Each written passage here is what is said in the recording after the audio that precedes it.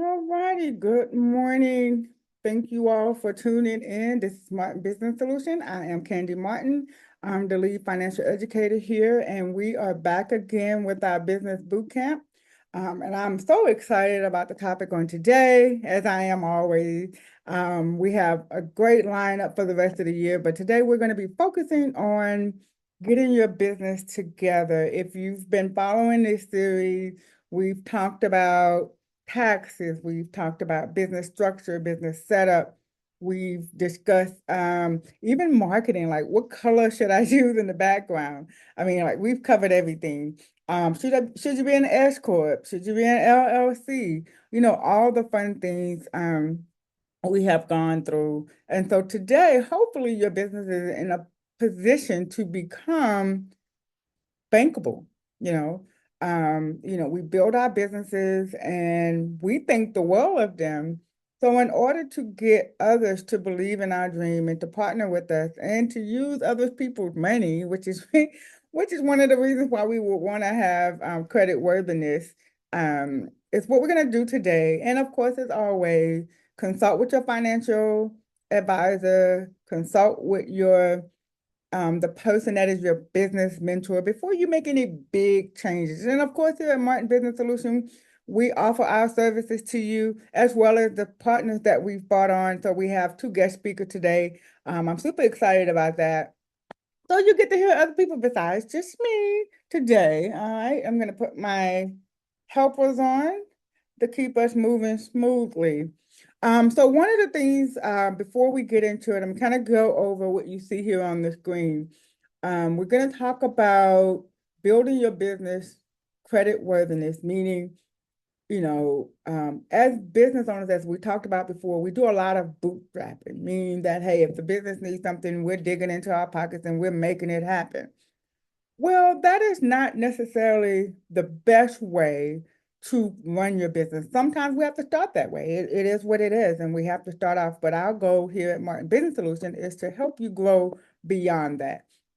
And this is no shame, no condemnation, because I still find myself sometimes if there's something that I need, like a major purchase, oftentimes I'll just, look at the business financials and see if it's there. I just do it.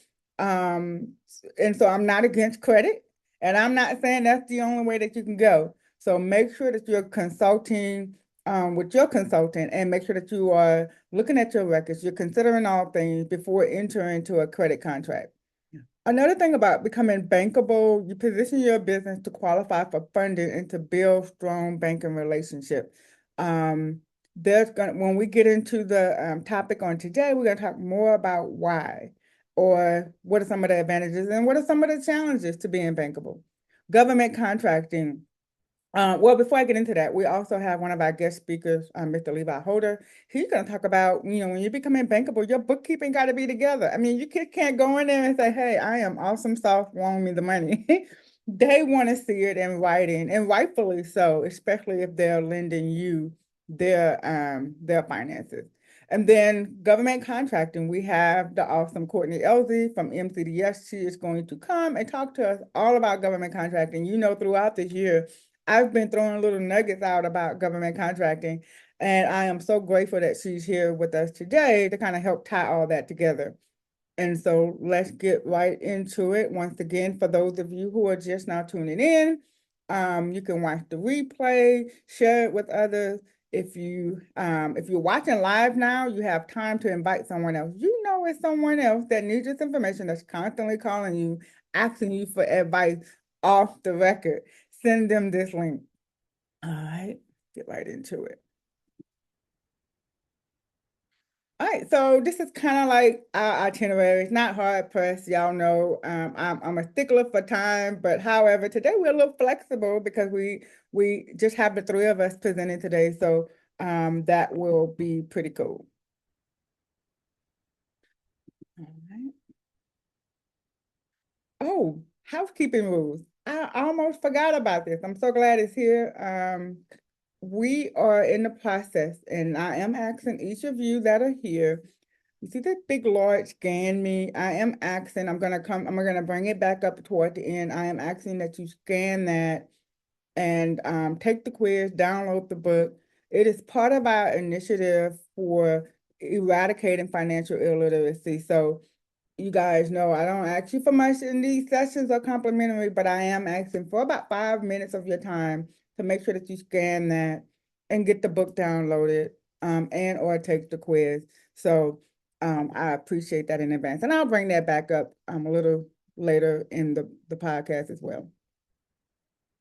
All right, so becoming bankable for entrepreneurs. I am your presenter, Candy Martin, and we're gonna have a few breaks in between during this boot camp, not just to take a coffee break or answer the phone or anything like that, but we got some guest speakers that are gonna come on today. So I would ask that you give them your full attention. And so I'm super excited about that. All right.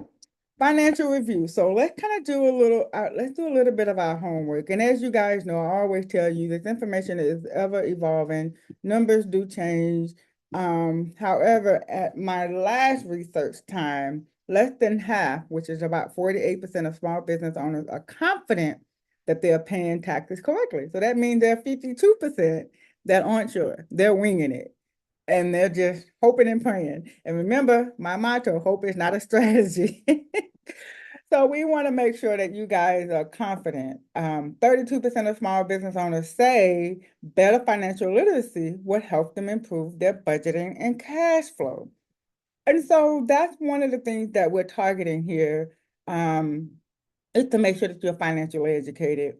32% of small business owners, they're saying, hey, if I could just learn a little bit more, I can make a better decision, or I can get a better deal, or I can offer better services to my client. If I understood my finances as a business owner, it's a little bit better. And so when you lack or have reduced financial literacy, which isn't an indictment, you just don't know what you don't know. That could cost your small business an average of $118,000. I don't know what you could do with $118,121. I got a few ideas, and I'm not just talking about shopping for shoes, okay? But I mean, I got some charities that I would love to help, some business equipment that I would love to upgrade, some products and services that I would love to offer for my client. And I think $118,000 would do just the trick. So we want to make sure that you are getting the fullness of what you can have in your business. And sometimes it's just having a better understanding would do just that.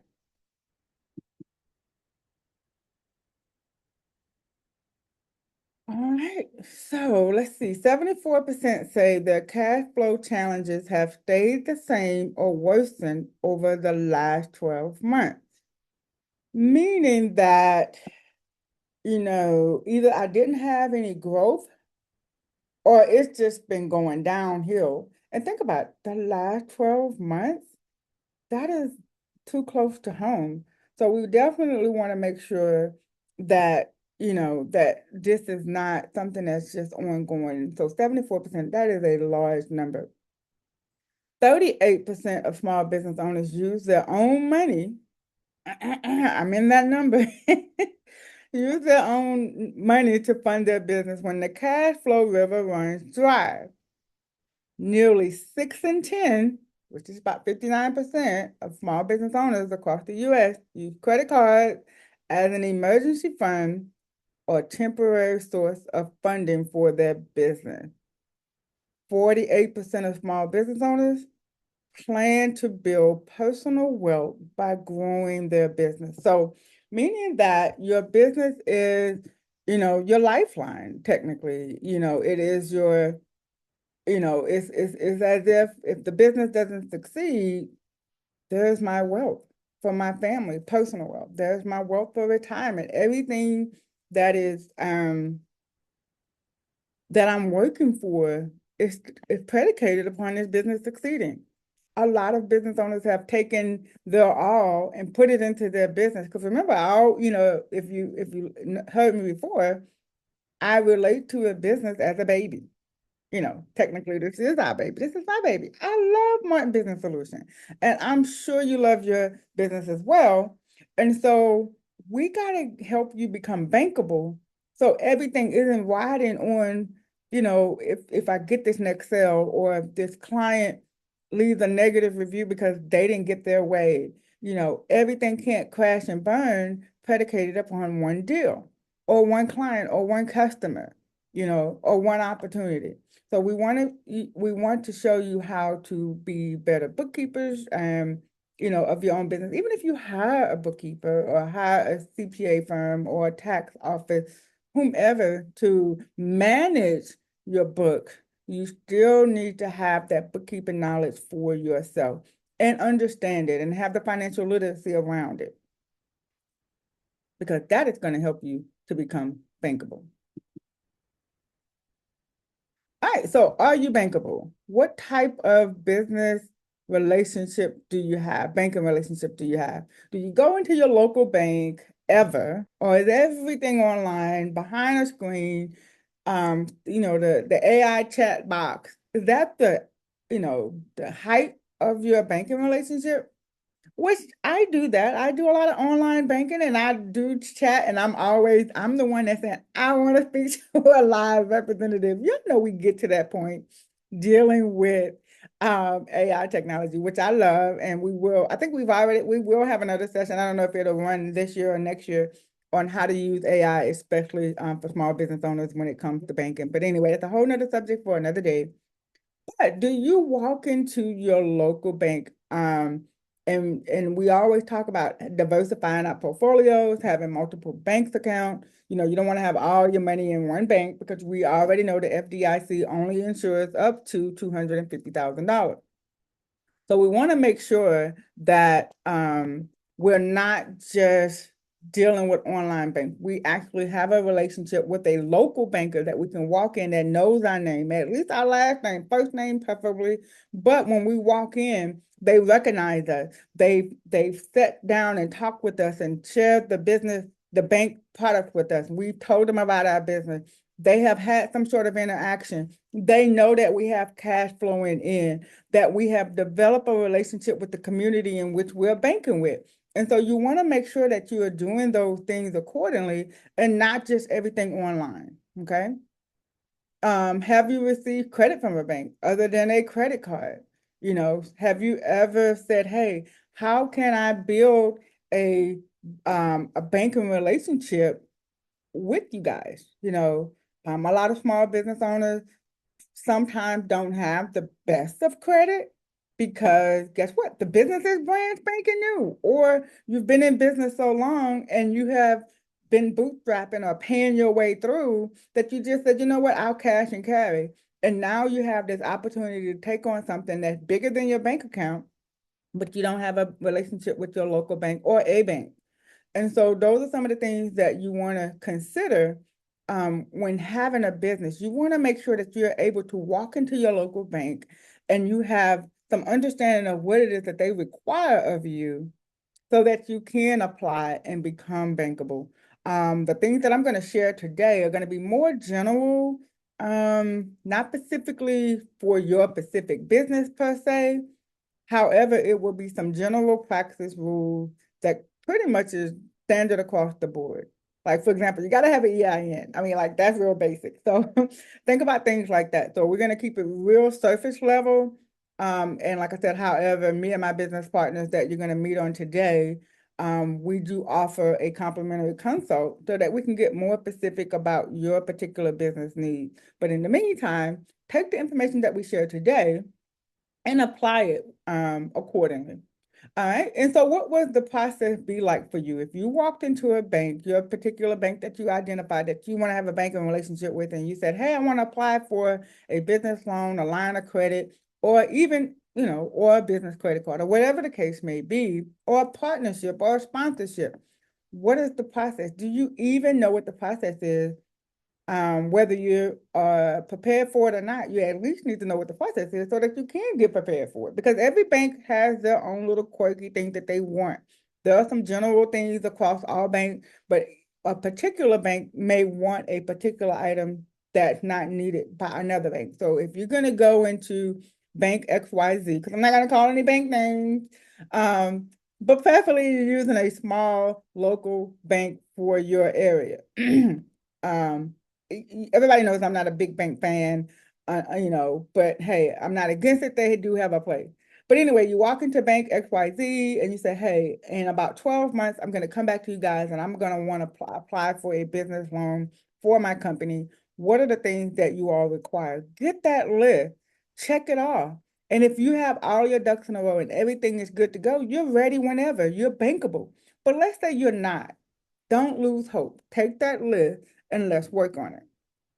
Are you prepared to obtain money from a bank or another lending institution? One of our guest speakers today, Mr. Levi, he's going to come talk to us today about bookkeeping and some of the things centered around good business practice when it comes to being organized, in that sector. But think about it.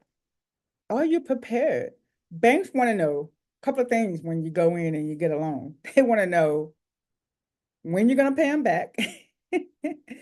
And are you able to pay them back? You know, like I said earlier, we think through all of our business, we think it's the greatest thing going since sliced bread. However, the lenders don't know that.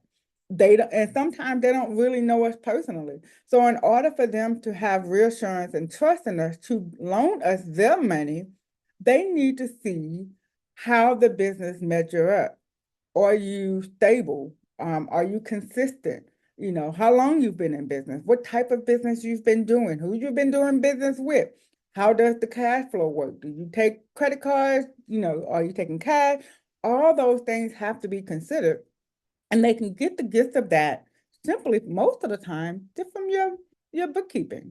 And so, or your bank records and things of that nature. So we're definitely going to be going over that today. And, you know, what are you going to use the loan for? You just can't walk in and say, hey, I need to get a $50,000 loan for my business. Credit, everything checks off, but there can be one little thing that you have to answer. And they're going to want to know, what are you going to do with the money? And since 9/11, the unfortunate event that we had here in our country, the 9/11 event, from that, they have really been very particular about what we do with funding. They need to know, what are you funding? They want to make sure that you're not getting ready to fund some little war with their money, because then that would mean that they have implicated in helping you to do that. And I know that seems drastic. You're like, hey, I'm a mom and pop. I'm just trying to buy some extra pastries to put in my bakery. However, you do have to have a good write-out, a good explanation of what you're going to do with the funds, how you're going to utilize them, how you're going to house the money, what is the backup plan? Should for some reason you're not able to pay it back, what's the concession? Should you pass away? I know we've talked about that in our estate planning class, and I'm going to do that again, I think in October. We're going to come back and talk about estate planning for business owners, making sure that you have everything buttoned up. What is the legacy? What is the plan that should you pass away, how they're going to get their money back? Being bankable, that is part of it. You think they're going to let you walk out with 50,000, 100,000, 1.2 million and not know what happens to their money should you decide to check out of here? They need to know. And so those are some of the things, and they also want to know who's going to manage it. If you are an entrepreneur who don't have employees, let's say you do everything, you're the owner, the operator, you manage the clients, you do all the day-to-day operation. They need to understand that either you have obtained counsel from some bookkeeper, some CPA, some tax professional that's going to help you manage the funds to make sure that the checks and balances are there. You would need to have some sort of relationship outside of you, unless you have an in-house bookkeeper, maybe. You have a secretary, and it's her job to watch the cash flow. It's your job to watch all the money as the owner and as the signer of the loan. However, who else do you have helping you to make sure that it doesn't get out of sight, out of mind? You're over here working on your business, trying to put out fires, helping clients, we're doing all those things. And the bookkeeping kind of gets pushed off to the side. Like, I'm going to get to that.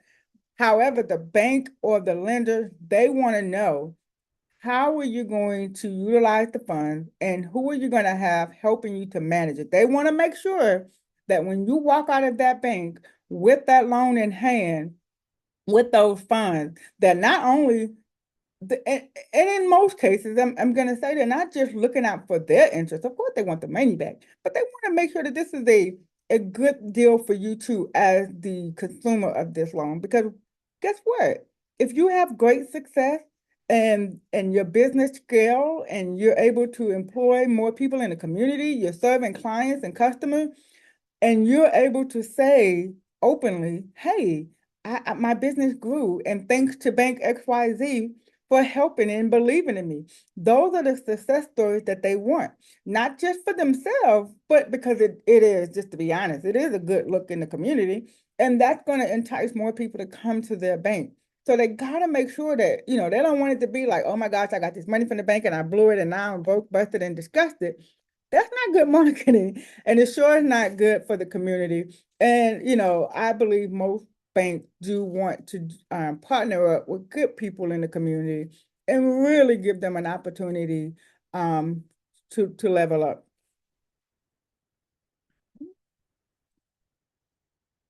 Okay, since I decided to make that one so small, I'll blow this up. So how do you develop successful relationships, when it comes to banking and having bankers? And I know we all could have, as small business owners, we could pass the cup around. Some of us have had some not so good experiences with our banks. And right now, my brain is thinking of a couple of incidences. However, I believe it's more good than not. All right.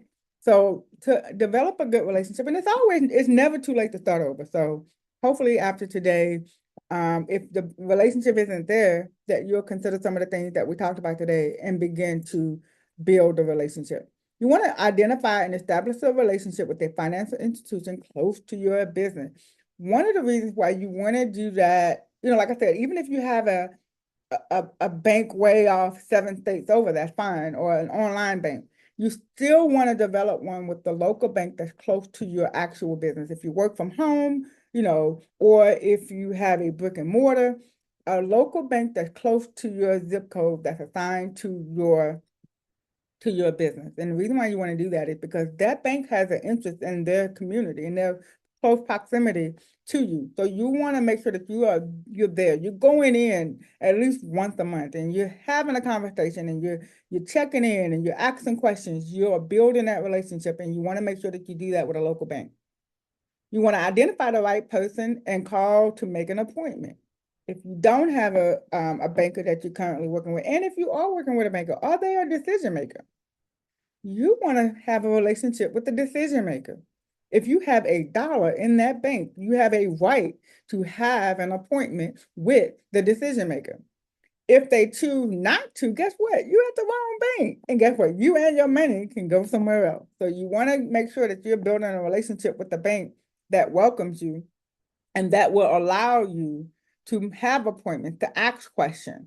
You want to select a banker with whom you feel comfortable. You definitely don't want anyone blowing you off. You want someone that wants to meet with you. You want to select a banker that has an interest and knowledge about your type of business. Remember, all banks, I know we talked about it before, all banks don't do all sorts of industries. So for example, I have a couple of clients that owe a towing company, like a tow truck company. Some banks don't lend money to that industry because they say the risk that's involved. So you want to make sure that when you're on the pathway to becoming bankable, that you're partnering up with a bank that has your that participate in your industry. So do a little research. If you own a school, there are some banks that really cater to schools. Find out what is their sweet spot. Like, hey, go to Google, go, to ChatGPT, wherever you got to go, or ask a friend, hey, I own a bakery. What bank near me does high volume of business with bakeries? You want to do that. You want to be in their market. You want funds to help grow your market. You want to do business with a bank that does deal with your market. And bring them on board, bring them into your vision, enroll them in it. Say, hey, look, this is what I've been doing. And you do have better success in most cases when you actually have been doing something. And when I say your vision, I don't mean you just decided, hey, I got a dream that I'm gonna just open up this XY and I want you to give me some money for it. No, I mean we need some track record here. So you want them to know what you've been doing, why you're a good fit for the loan or the investment or the sponsorship, and what you plan on doing, what you're currently doing. Share some of your success stories. Talk about your challenges and what you planned on. Remember what you planned on doing with the fund. Think of it as a pitch competition. When you go into a pitch competition, they want to know what you've been doing, what you're going to do, what you're capable of doing, and why you are the one to win this pitch competition. It's pretty much the same format. Okay. And ask them for advice about your business. Say, hey, in other companies similar to mine, of course, they can't share the actual details, but you can say, hey, look, I've been running this bakery for 3 years, and I've known you've seen some other bakeries come through here. What is some advice you have to offer me? Because this is what I'm looking to do, or this is my intention to grow. See what they tell you. We're talking about financial education, and whom better to get it to from, in some cases, somebody who's dealing with the money all day. Ask them for their opinion. See what it is that they're doing and how they may be able to help you. All right. All right, so I'm going to take a pause here myself, and we're going to bring up, hold on, going to bring up our first presenter, Mr. Levi Holder, and he is going to share with us, some good bookkeeping taxes or some business solutions. And I'm going to stop share, all right, so that you can have capability to share. All right, Mr. Levi, it is all you. Don't forget to share your contact information with us. Absolutely. Thank you, Candy. I appreciate it. Well, hey, y'all. I'll start by introducing myself a little bit. My name is Levi Holder. I live here in Mandeville, Covington area, and I have wanted to start a business basically since I was in college. I saw this idea of being able to create something from scratch as the coolest thing that you could possibly do professionally, and I just wanted to go after it, right? So for me, in my mind, I thought that meant you have a brilliant idea, you full commit, full send to it, and you say, yeah, I'm just going to chase my dream. And to some extent, yeah, you should do that. But there's a whole heck of a lot more that comes with, especially running a business and growing it, than just having the idea and chasing the dream. And that's kind of what I want to talk to y'all about today. So, I'm kind of notorious for oversharing.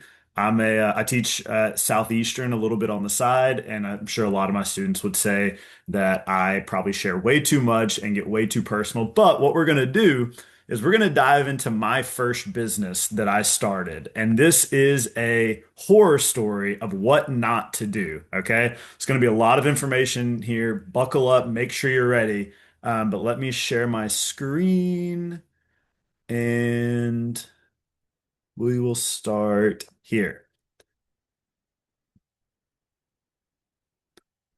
Okay, can y'all see this to just pop up? It's screen sharing. Is it going There it now? is. There we Okay. go. We So see the this screen. was my financials of the first business that I started.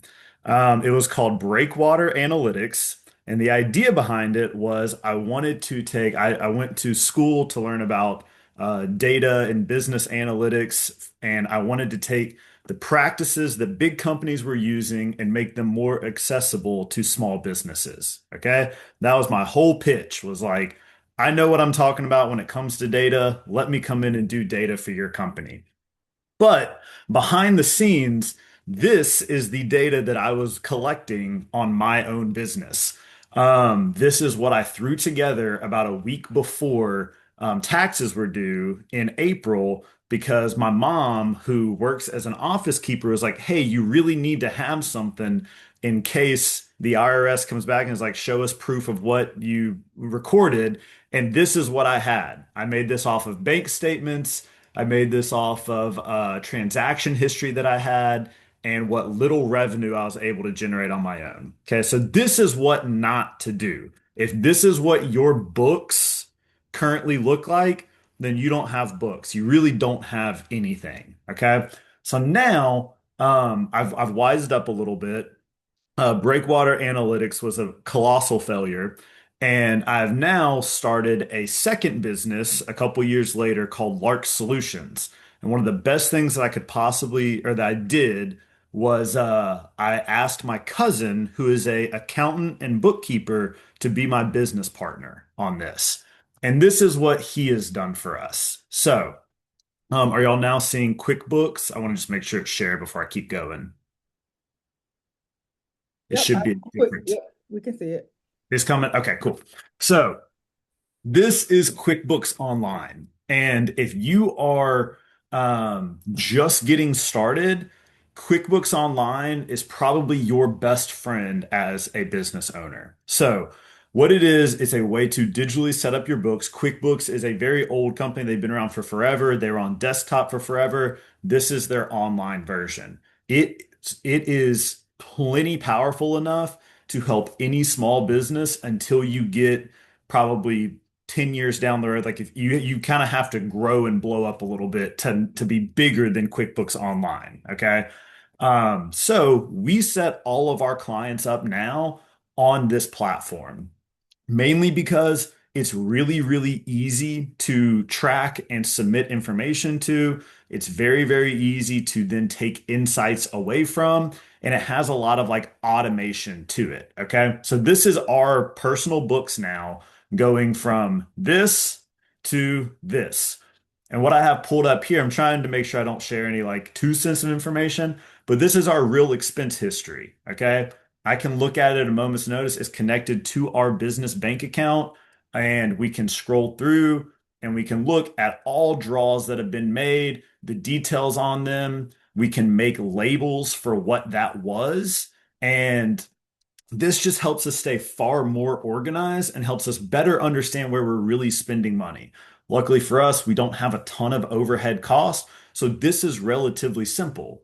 But what's really cool is from that, what Candy was just talking about being bankable, what banks are going to want to see is not this kind of dumb spreadsheet that I threw together in about a day, just in case the IRS came knocking on my door. They want to see real financial reports so that you can prove the revenue and the value of your company. So that's what QuickBooks makes really easy. Once you have all of the information entered in properly, oh, wait, did I go to the wrong place? No. Okay, yeah, here we go. Here we go. We have all of these different reports that can be generated based off of the information that you have entered into. Okay. And so for us, like say we need to see our balance sheet, we can click into it quickly and give it a second. It's got to think about it. Boom. There is our balance sheet already generated. If you would have asked me as a solo entrepreneur to put together a balance sheet, I would have known what that was. And at the same time, I would have had panic come into my chest saying, I don't know when I'm going to find the time to put all that together. I got to figure out what all goes into that and make sure I'm not messing it up, make sure I'm not doing it wrong. And boom, QuickBooks can help you do that almost in an instant. And I promise this isn't just a QuickBooks ad, but this is as real life of example as I can give you. So, with that, as you're kind of diving into that further and further, you can create a lot of granularity into what all it can show. And so now, for me as a business owner, this is great for when it comes tax season, but it's also really great just as a day in and day out. There was a meeting that I went to. It was part of the Chamber of Commerce probably about a year ago now. And I'll never forget, I was in this meeting and I start talking to this guy that I just made a connection with that day. And he runs a program to help small businesses grow. And I asked him, I said, hey, what are like the requirements for businesses to get into your program? And he said, they need to have been in business for longer than 2 years, and they need to have made, I think, $150,000 in revenue in their first year. Maybe it was $200,000 or something like that. And so I said, okay. I was like, we haven't been in business for even a year yet at that point. We were still in our first year. And I said, but I was like, I think we're on track to hit the revenue number. And he said, oh, yeah, how much have you done? And immediately, as soon as he said that, I was like, dang it, why'd I open my mouth? Because I don't know off the top of my head. Like I kind of have an idea roughly, I think. But so I threw out a number and I said, we're on track to do 150,000 this year. And I was immediately like, oh, that might have been dumb. That might have been really stupid. So I get back in the car, I call my business partner and I said, hey, this one I'm still kind of adapting to having this information in my hands. I said, hey, how much have we done this year? And he said, oh, we've done 138,000 and such dollars or whatever. And I was like, oh, so we're doing really good. And he was like, yeah. And I said, so we're on track to do 150. And he was like, no, we're on track to do more than that. And it was just this like awesome moment where I was like, cool. Well, like if I just had this on my phone, which they have an app, like I could have known that at an instant compared to this of like pure panic, hoping the IRS is not going to come breathing down my neck, like, and looking for something, and I just have to have something to show them, and this is nothing, right? So, bookkeeping can be kind of like a chore, it feels like, but if you find somebody that's really good to do it for you, or you just learn the skills, then it can help you kind of unlock your business, right? And so that's what we do now, right? We start with bookkeeping a lot of the time to help companies kind of get on their feet because this is like the base level of what you really need to know and really need to be doing. But I want to take a chance to kind of show you what can come after that. I might have to try to move this bar to be able to navigate it well. Let's see. Okay, there we go. All right. So what we're starting to do now beyond bookkeeping is really like diving into just like good record keeping. So this is our Candy, let me know if this dashboard or this new kind of view doesn't pop up. Yes, But the lock, yeah, lock solution. yes, Yeah, large solutions. you're That's good. us. You're good. This is our internal dashboard that we're currently in the process of building out. Okay. And we've been able to build this from scratch. This isn't like a product that's coming off the shelf. This is a customized like software solution for us and for our business. Okay. So same type of idea as QuickBooks. We're trying to just have good, clean records across our entire business. Okay. So what we've set up for is we have this dashboard overview that ideally is going to show us our overdue task, is going to show us what kind of qualified leads we have as we're doing business development, how many active clients we're managing. Like I said, this is still a work in progress. We don't have zero active clients. I would not be, well, actually, maybe I would be on this call if we had zero active clients. Gotta be trying to drum up some business, but no, so this is all just kind of like to be able to show us like at a glance, like what we need to be doing and attacking today. Okay. We also then have a place to keep records of our active clients and who we're working with and how many projects, how many contacts do we have associated with them. That then feeds into a CRM where it will have a list of all of our contacts, all of our accounts that we have active, and where they kind of fall in the sales pipeline. So I want to kind of take this idea of like, running a business is less about the idea that you have and more about the practices that you put in place because your practices need to be repeatable to where it's kind of eventually it almost starts to like run on its own if everybody's just making the right touch points in the process. So that's what we're trying to set up for and really like grow towards is so that we can have at a moment's notice a glance into how all of our business is operating and everybody knows exactly where they need to go to get that information, do the tasks that they need to do, and then move on to the next thing. So then we also have a projects view where we can see everything going on with any of our individual projects, and then like quotes, invoicing from here. We're trying to make this a tool that we can tack on to QuickBooks so that now our bookkeeping approach is not just to our finances, it's across our entire business. Because now we start to create this well-oiled machine that is just like set on a growth path. And that's what now we've really tried to build our company around. We love this stuff and we end up really getting a lot of satisfaction out of helping clients set this type of information up for themselves. And so we set out to try to meet clients where they're at.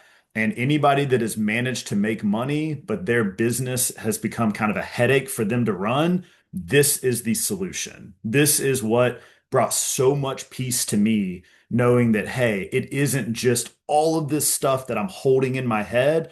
It is good, clean records that are laid out on paper that allow me to make confident decisions around our business as we start moving into the future. Like, this is what growth looks like. This is what like building a future looks like, not just trying to survive day to day. And then the final thing that I want to show y'all is kind of what this can become. So this is kind of where we're at now. Let me change screens. I'm going to try to do like a real live demo of it, but if it doesn't work, because sometimes it gets finicky when I got this much stuff running on my computer, then I've got a screenshot that I can show y'all. But let me pull up this. So my background being in data, we build a lot of dashboards for clients. And most of the time, we can't really show any of that information because it's sensitive. I've gotten explicit consent from this client to be able to show this dashboard anytime that I want.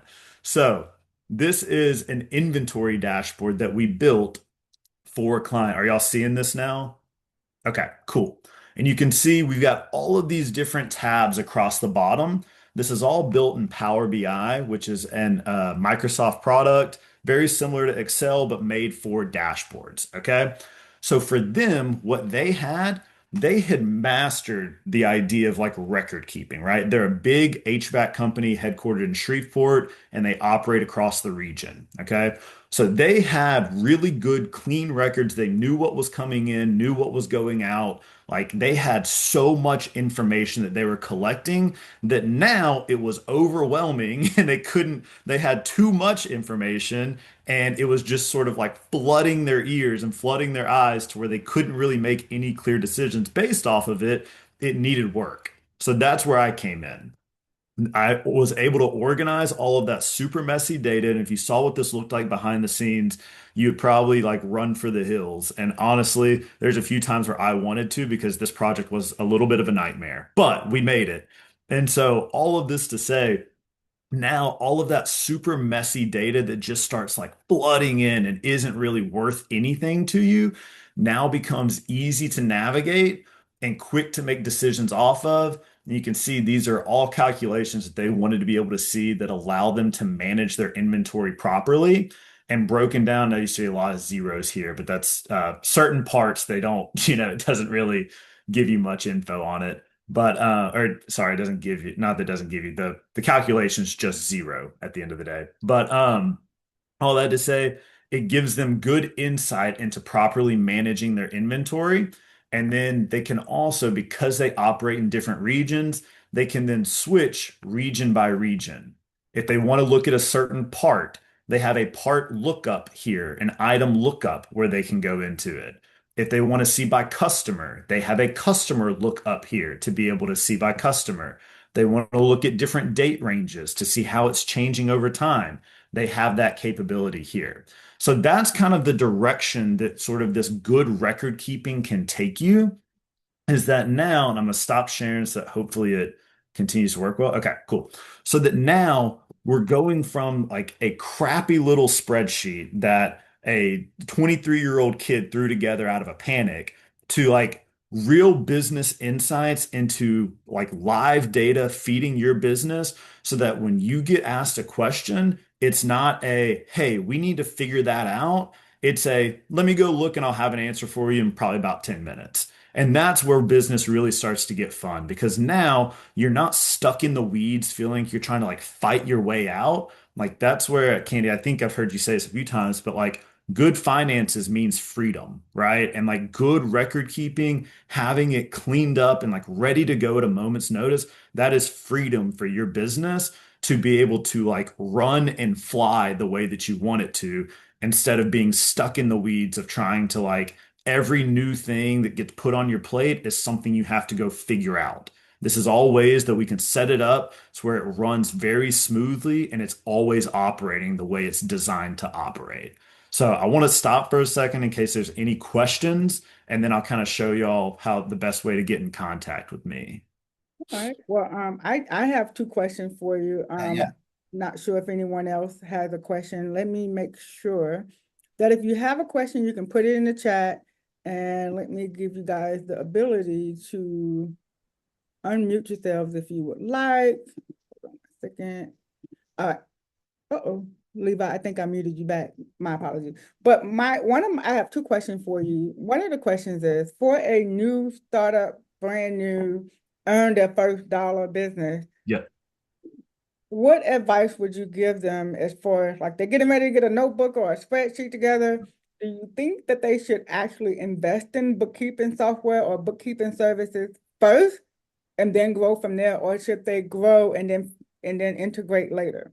So I would say it's like the earlier you're able to start with all of this stuff, the better. It is so much easier to do this stuff on the front end than it is to try to go back and do it on the back end, right? And I compare it sometimes to like the dentist, right? Like if you're going to the dentist every 6 months for a teeth cleaning, then like you're probably good if you're brushing your teeth every day. You're definitely good. And but if you were to go years and years and years and like not brush your teeth, not go to the dentist, whatever, then like all your teeth are gonna fall out and you're gonna spend a lot of money trying to like get it all fixed, right? So I like love that's the that. same way. Like, It's like the longer you let this stuff go unaddressed, the bigger problem that it becomes. And so I think that if you like transparently for me, I didn't have the means to pay a professional bookkeeper when I first started, right? I had a bunch of money saved up. I say a bunch. I had enough money saved up to where I could afford taking a chance. And I knew that I wanted to go for it. What I really should have done is had a lot more conversations with people that knew what they were talking about because I spent a lot of time just spinning my wheels trying to figure this stuff out on my own.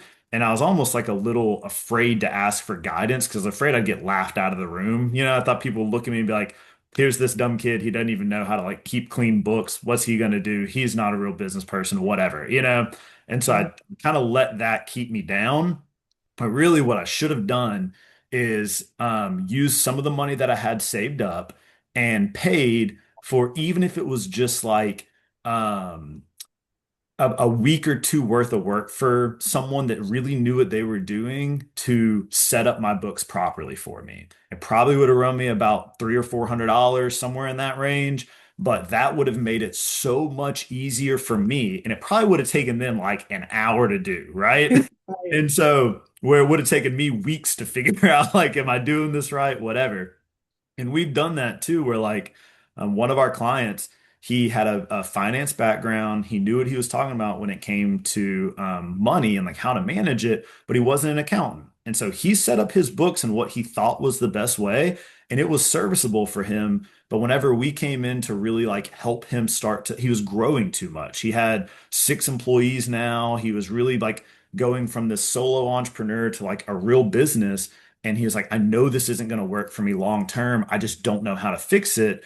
And it took us about like probably a month really to get it just right, to kind of undo everything that he had done and then rebuild it the right way without like completely derailing him in any way. So like it's the longer it goes, the harder the harder the problems are to reverse.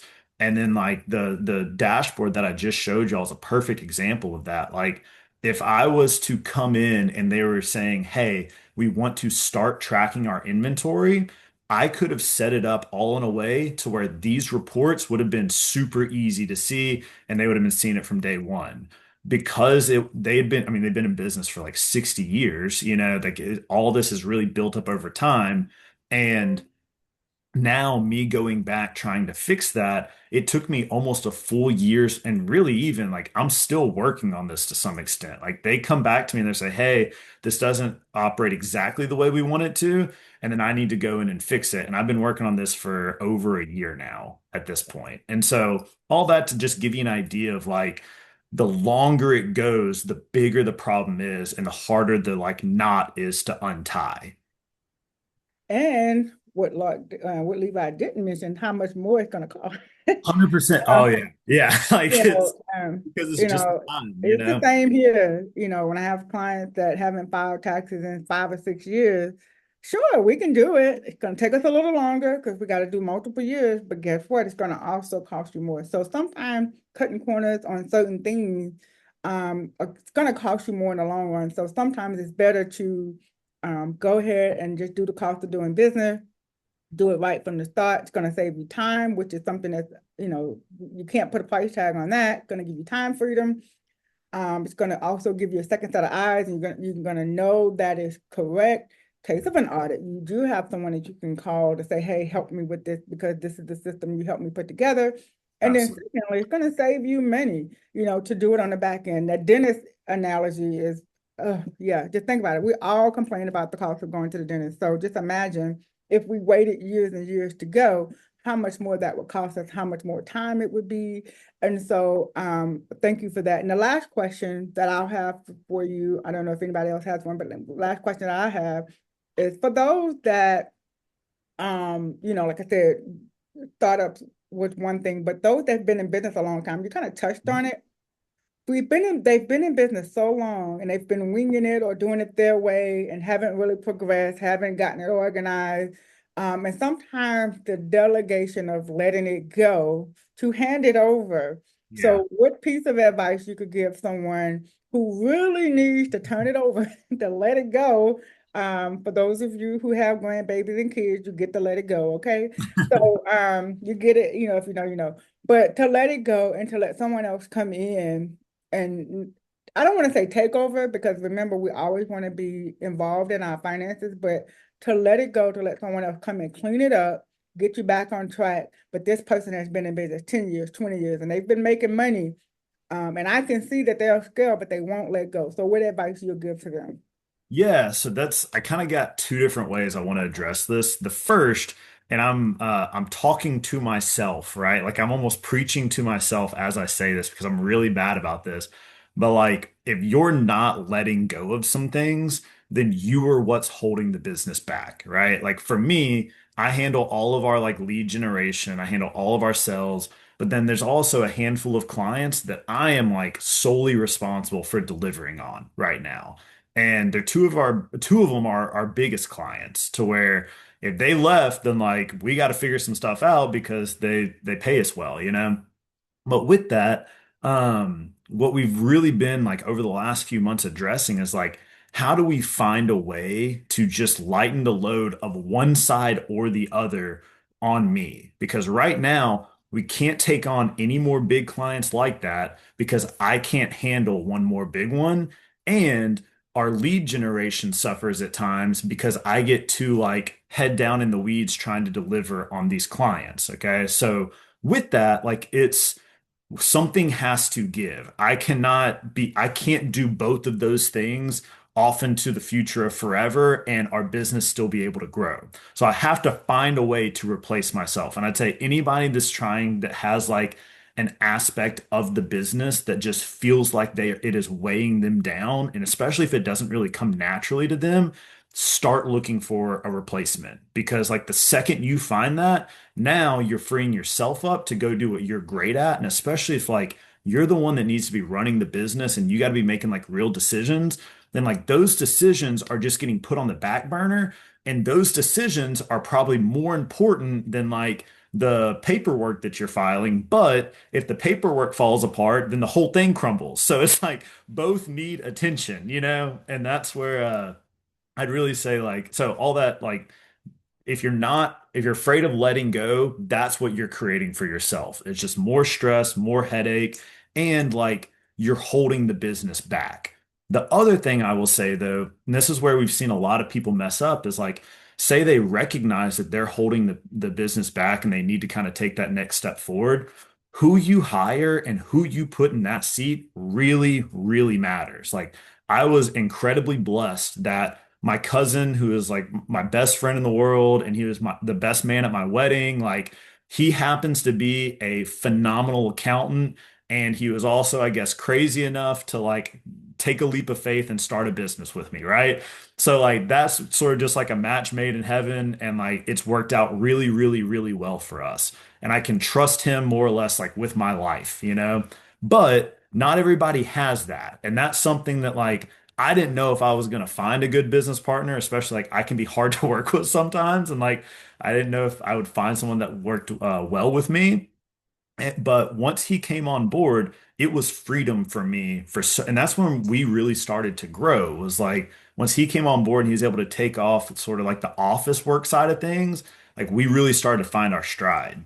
But on like the reverse of that, we've seen a couple of companies that we've come in to help clean up and they made the wrong hire. And I think that's what really scares people is that idea of you might make the wrong hire and now like it makes an even bigger mess. But that's where I would say like work really hard to build good relationships to where you can trust people, like you can trust someone to bring in, or like pay the money to find somebody that's good at what they do, right? And that's where like anything that we put our name next to, we try to make sure that like we are going to deliver on that because we don't want like our clients to feel like they took a chance on us and we dropped the ball and now we've created a bigger mess when we came in saying we were going to solve problems for them, you know? So like if you're in that seat and you're looking at like, man, I don't know how I'm going to be able to figure all this out. I've got too much stuff on my plate. I got to get rid of something. Take the time to make like a good decision and hire someone that you can really trust and like test them that they know what they're talking about before you hire them. And like if you can find that person, trust them, empower them, give them everything that they need to do what they do best because that's going to allow you to do what you do best. That's awesome. And that's awesome advice, Levi. Look, let me tell you, you not only you preaching to yourself, I think he kind of talking to me and Courtney too a little bit. So, and everyone that's watching, look, let me tell you, having the right team makes a big difference.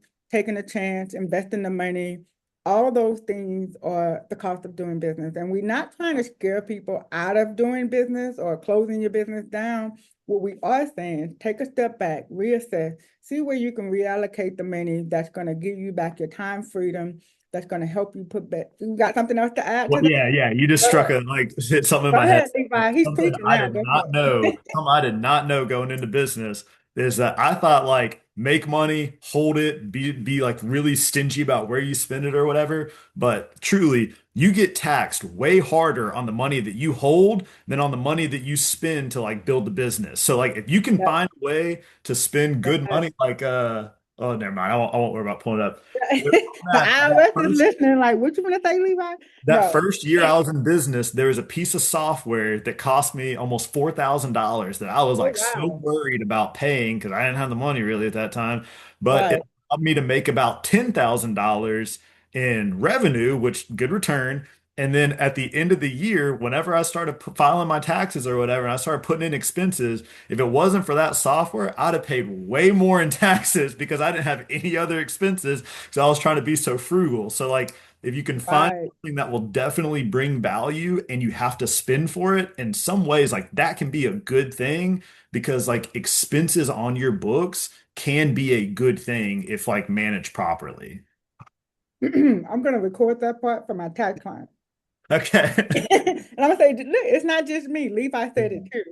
Yeah. Um, that's very important. We are going to touch on taxes for the October edition, so hopefully you all come back and we're going to take Levi's advice and we're going to go through some expenses and things that we're going to do the tax strategy because you don't want to run this business and pay it all in taxes. So I know that kind of opens up a whole nother can of worms. But thank you, Levi, for your advice and your bookkeeping. Stick around if you can. I know somebody somewhere is probably blowing your phone up, so we understand if you have to step off. But make sure you share your contact information with us before you Yeah. go. Let me throw it up real quick. I got it pulled up here on another screen and this is This is our website, newly redone. We just finished it last week. We still got a couple little things we're working on, but this is our website. This is my phone number. This is my cell phone. You can reach me here at any time. It's 318-470-4609. That is a Shreveport area code. For anybody that doesn't know, that's North Louisiana, the other half of the state. And if you need to contact us or anything like that, you can fill out this form on our website, and that's going to come to my email address. And that way we can have a little bit of information in order to kind of start the conversation. But I look forward to hearing from anybody.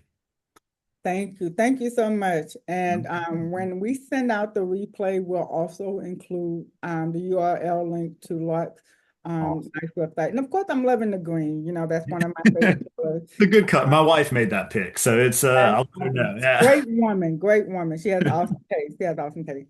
All right, thank you, Lark.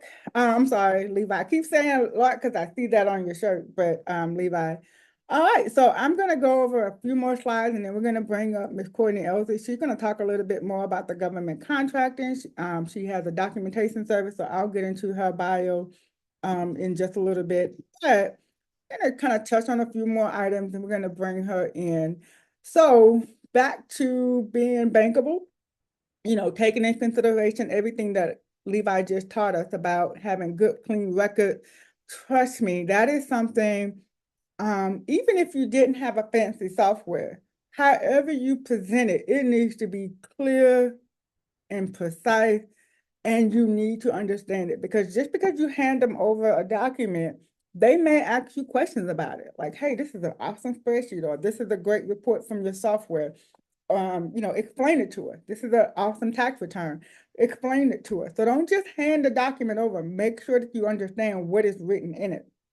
And so I'm going to go over a few things that lenders look for, and then we'll get into the next session with Ms. Courtney Elzey.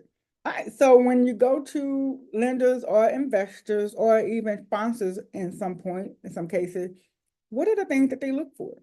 On the personal side, you gotta remember, as a business owner, you're still a person.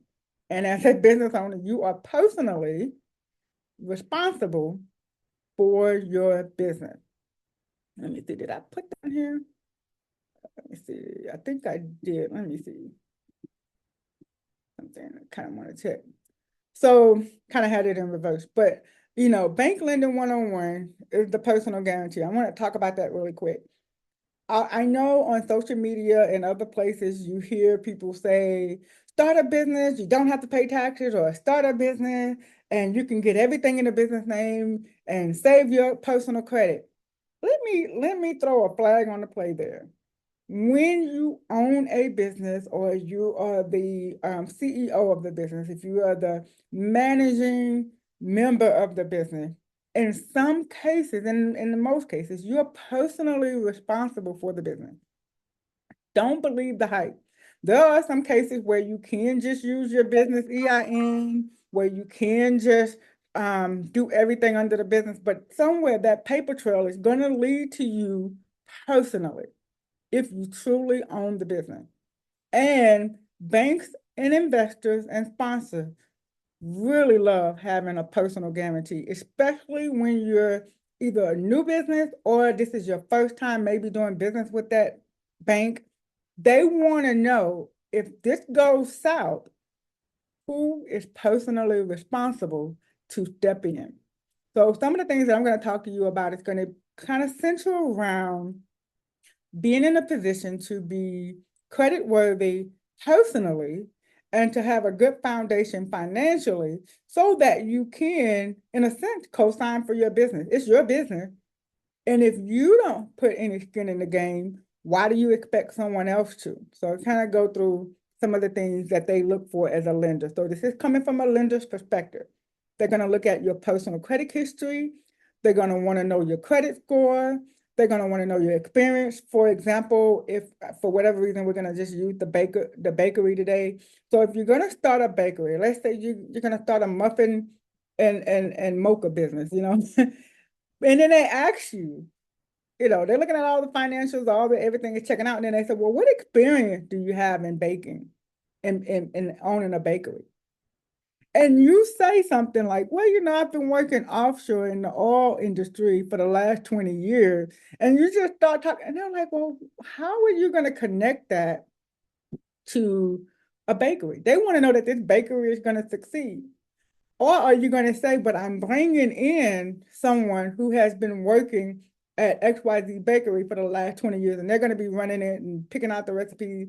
Or are you going to say, I have been to baking school and I have a I'm a certified chef. And, what experience are you bringing? And so you need to have, and I'm sure Courtney may even mention this in hers for the government contracting, you need to kind of have like a good package together as why you are the best fit for this loan and for this business. It's because of the experience that you have, like your experience history.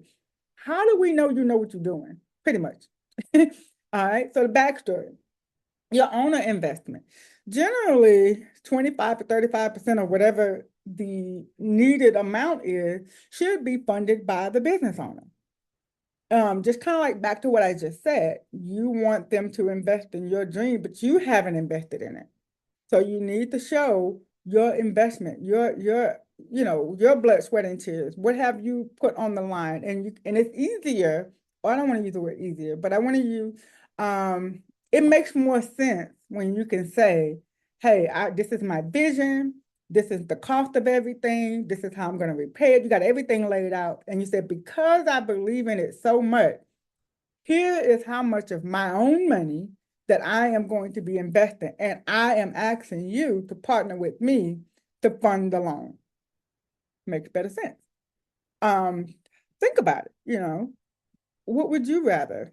To fund something 100% or to partner with someone knowing that they have as much interest in making sure that it succeeds as much as you do?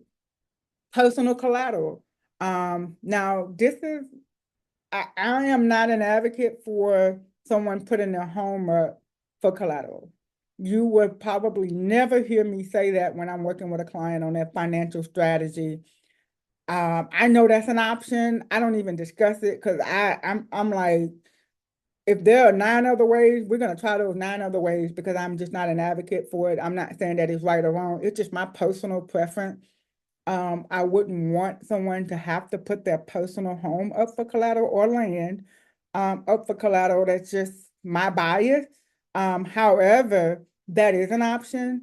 But there are so many other things you can do personally to be a personal guarantee, different personal collateral that you can use.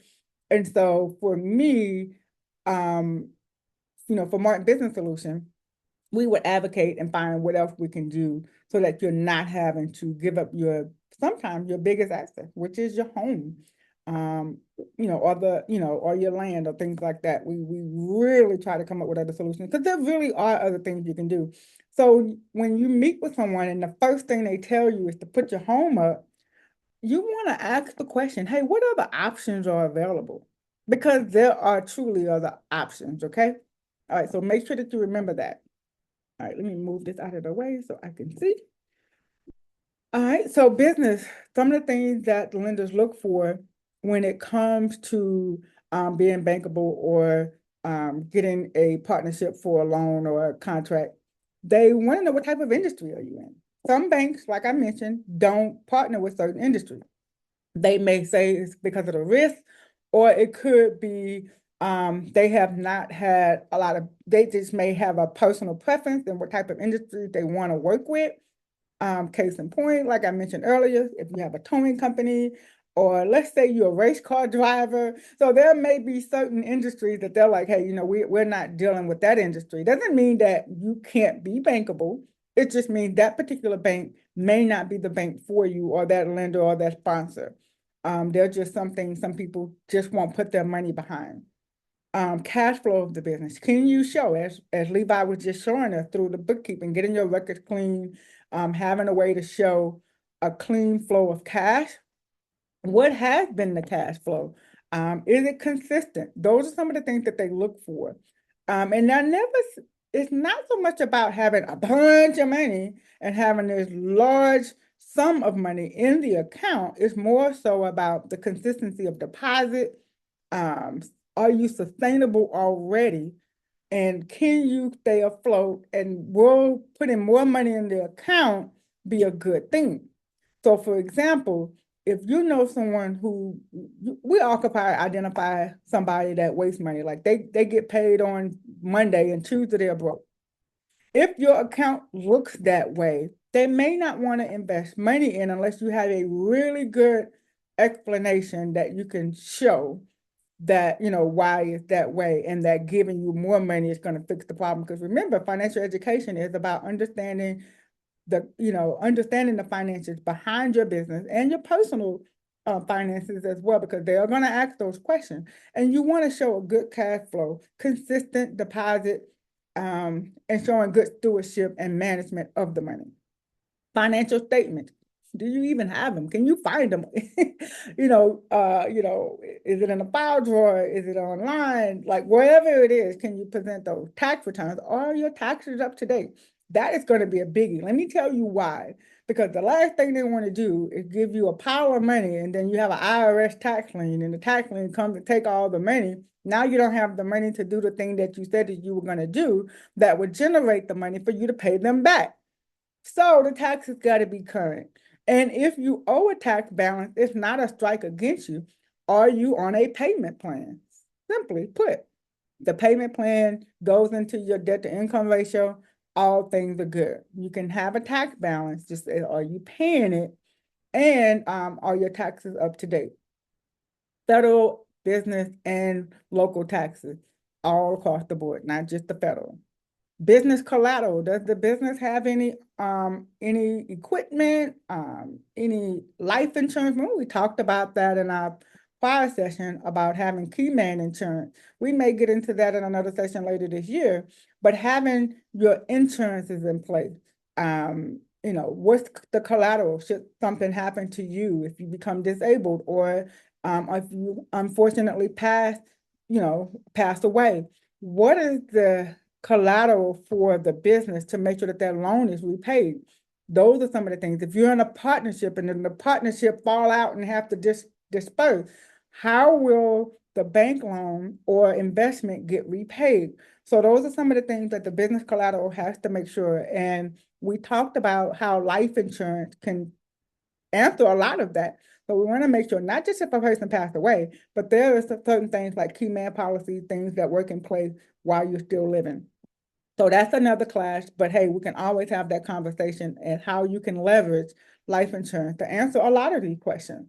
And then accounts receivable, that is another section. If you can show that, hey, we have money coming in for people that have debts already that's owed to us and they have been making payments, that is also a viable way to have collateral for your business.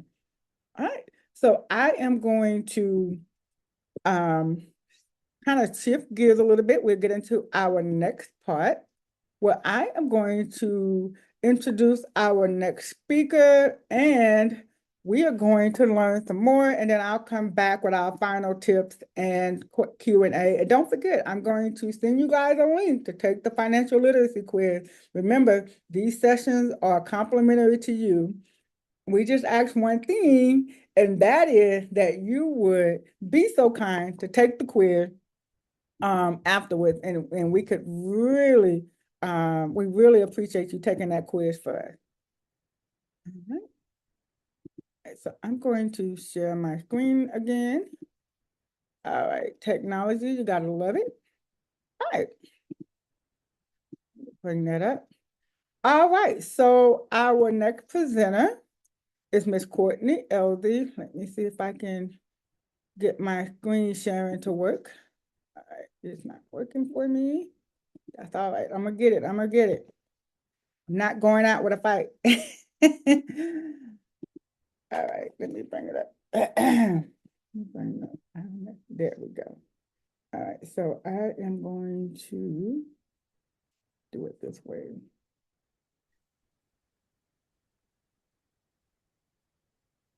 All right. Good morning. Wait. I gotta introduce you. I'm sorry. I'm gonna do this formally. Look, we're best friends, so she doesn't like me being all formal with her. But guess what? She's gonna be formal today. All right. So Miss Courtney C. Elzey, MBA. She's the principal managing director of MCDS LLC and the Collective Oak Harbor, located in Slidell, Louisiana. She is the principal owner there of a boutique management consulting firm specializing in planning and management of cross-functional business operations for public and private entities of all sizes. Through MCDS, Courtney also provides technical and documentation services. Y'all know y'all need to get your documents together, all right? To individuals and groups seeking to establish new ventures, secure funding, and specific business certification with over 18 years of experience in the government arena.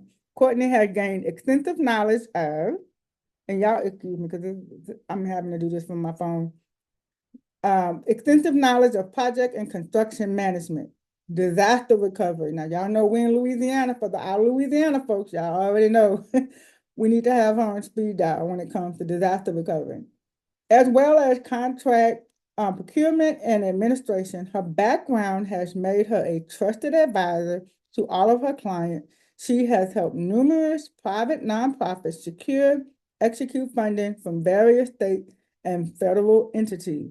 Since January 2021, Courtney has been utilized as a business advisor for the Urban League of Louisiana and their various efforts and programs.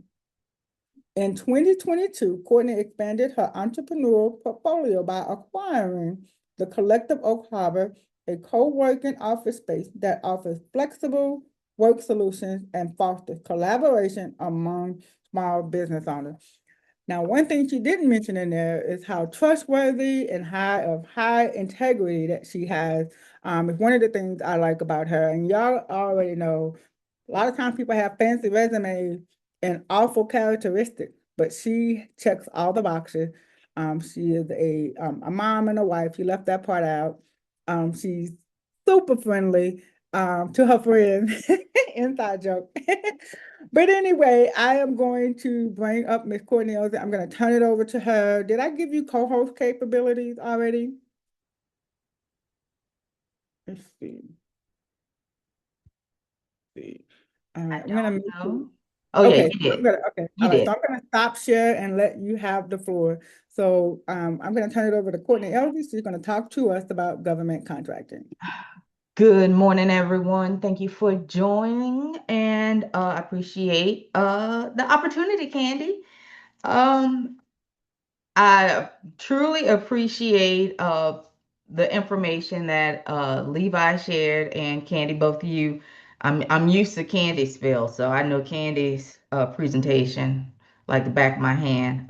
This is my first time hearing Levi's information, but he hit the nail on the head when he particularly talked about um, formulating your team and understanding business as a whole, because as an entrepreneur and particularly advising other entrepreneurs, understanding how to operate your business, it's critical to know um, who and to recognize who the right people on your team and even yourself, knowing when it is time to one shift if you need to shift and or pivot, and the skill sets needed for your team to reach the next level of your business.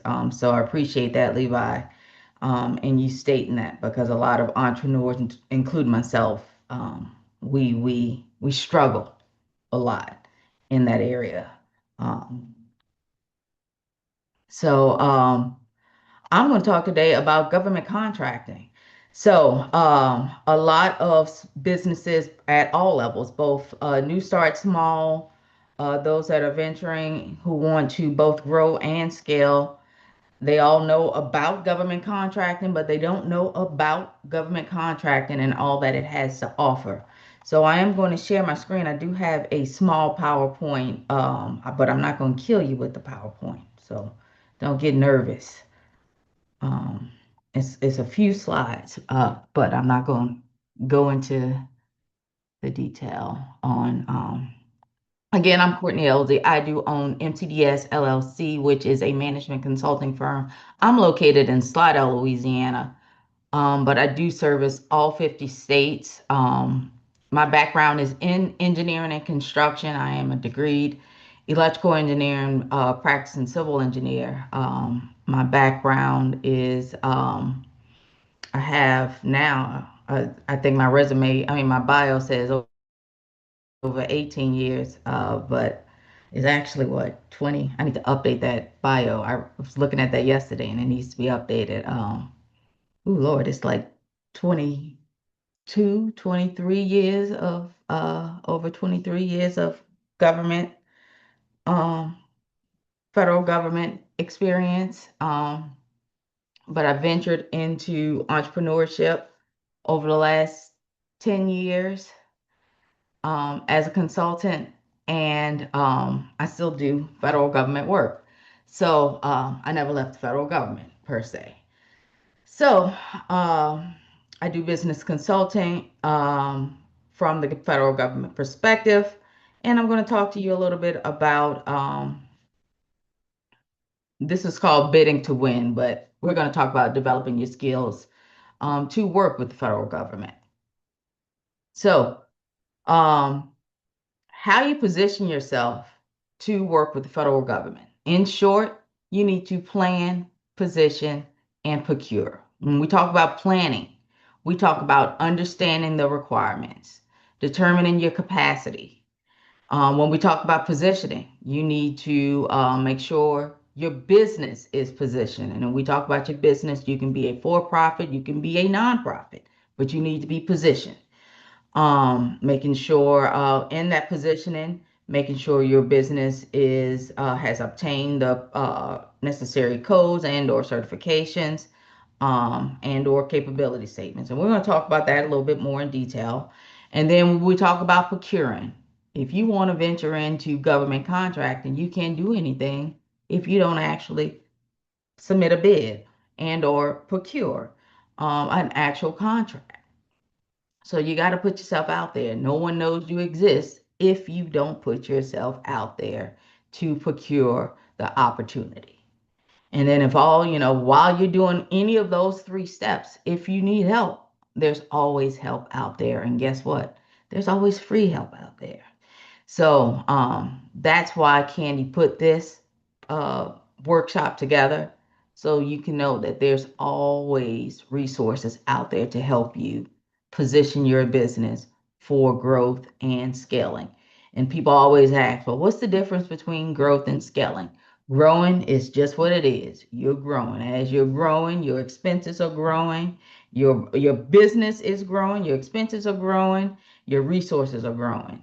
As you're scaling, your business is growing, but you don't necessarily, your expenses aren't growing. So you want your revenues to grow, but you don't necessarily want your expenses to grow along with your revenue. So we want through government contracting, this is your important. This is one way to help your business scale is government contracting. So, what does the government outsource? Believe it or not, in short, anything you could ever imagine. From a paperclip to, y'all see it, a trip to outer space. Anything you could ever imagine, the government outsources. So if you can think of it, they will buy it. The key is you have to be positioned to sell it. So how do you get positioned to sell it? So next thing is, what are the benefits? Again, you get exposure and you get consistent payment. Now, when we talk about consistent payment, yes, you are in a contract, they are bound to pay you. Now, I'm not saying they're going to pay you on time, but they will pay you. So let's keep that in mind. All right. Eligibility requirements. Again, you have to be an established business, meaning you have to be registered with your Secretary of State as a for-profit entity and or a nonprofit corporation. So some people say, well, I'm a nonprofit. My organization is a not-for-profit. Guess what? You can do government contracting. Now, you cannot your nonprofit cannot get a set aside, meaning a business certification, but you can get a government contract. So we'll talk about that a little bit. Number two, which is very, very important, and I think Levi talked about this a little bit in his presentation, capacity. And this is why it's highlighted in yellow. Capacity. Do you have the capacity to perform whatever it is or provide whatever it is you're either selling or giving? So if you're providing a service, do you have the capacity to provide it? Meaning, can you develop the team to provide that service? Or do you already have the team in place? Or can you come up with a team? And guess what? You can develop a team, meaning that you can get subcontractors or you can do a joint venture. You don't necessarily have to have that team that you're paying full time in place to bid on this contract. You can make up the team as you go and bid on the contract. Or if you're providing a product, you don't necessarily have to have the product in hand when you bid. But when you bid, you better make sure that you have the capacity to be able to perform. Because when they say, yeah, we want to go with you, you say you can do it, that you're able to do it. Because if you're not able to perform, guess what? They have a rating system. Well, they'll put you in that rating system and that will travel with you. It's just like a credit report, almost like a bad credit report that travels along with you.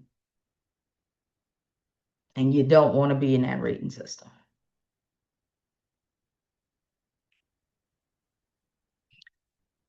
Record of performance. Now, record of performance, that means past performance.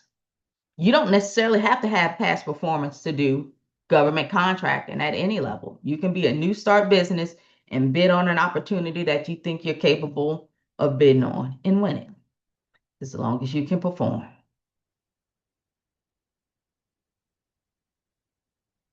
Now, some opportunities, again, you have to read the opportunity and they'll tell you, hey, we want somebody. They'll be specific and they'll tell you, hey, we want somebody that has done this work, been in this industry 5 or 10 years. Some of them they won't.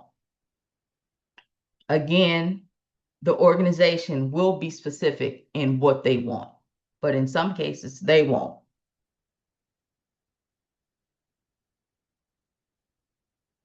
Working capital and or access to the necessary resources. That ties back to number 2, which is the capacity.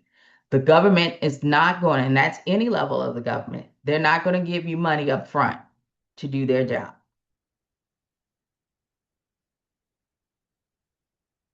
So again, you need to have the capacity. You need to make sure you have the capacity to do the work. And this is not to scare you off. This is where, one, building relationships come into play, bartering deals, making sure you have the right people on your team, access to the necessary resources.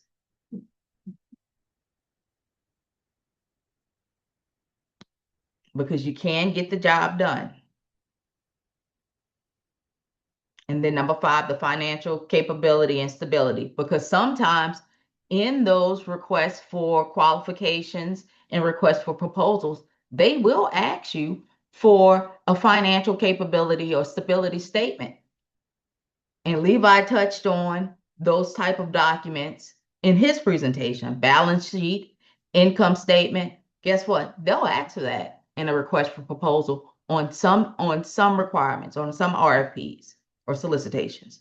They will ask for us, particularly larger ones. So if they have like a large, let's say particularly in the technical field, like the architect and engineering industry, and they have a large contract that comes out um, for like a maybe a 5 million, $10 million bid. They'll ask you to include a financial capability, excuse me, a financial capability statement from your CPA or your accountant. And you'll have to include something that showcases that you can financially handle this job. Because what they don't want you to do, what they're basically trying to see is if they pay late, you can still carry this bid.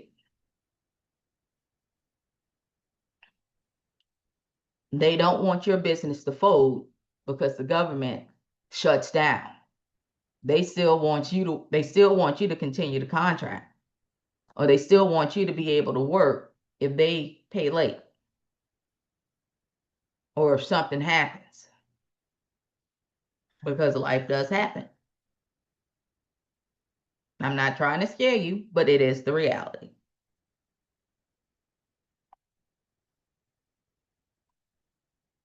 All right. So as you plan, what is government contracting? Again, it's the acquisition of products and or services for the direct benefit or use of the government. The government is not limited to the federal government. Federal government is the highest level of the government. You also have the local government. That's your city hall, your courts and municipalities, public works, housing. Then you have your state government. That's your mid-level governments. That's your correction and your public safety offices. You have your parks, your libraries, your colleges, universities, your health, and your hospitals. They manage all of your state government areas. Your schools are usually at the city and your local government levels. Your federal government, that's your again, that's the highest level. You have your Department of your Defense, your GSA, that's the General Services Administration, NASA. You have the Department of Transportation, the Department of Agriculture. You have a whole series of federal government agencies. That's just a short list of your federal government agencies. So you have multiple levels of government contracting that you can partake in.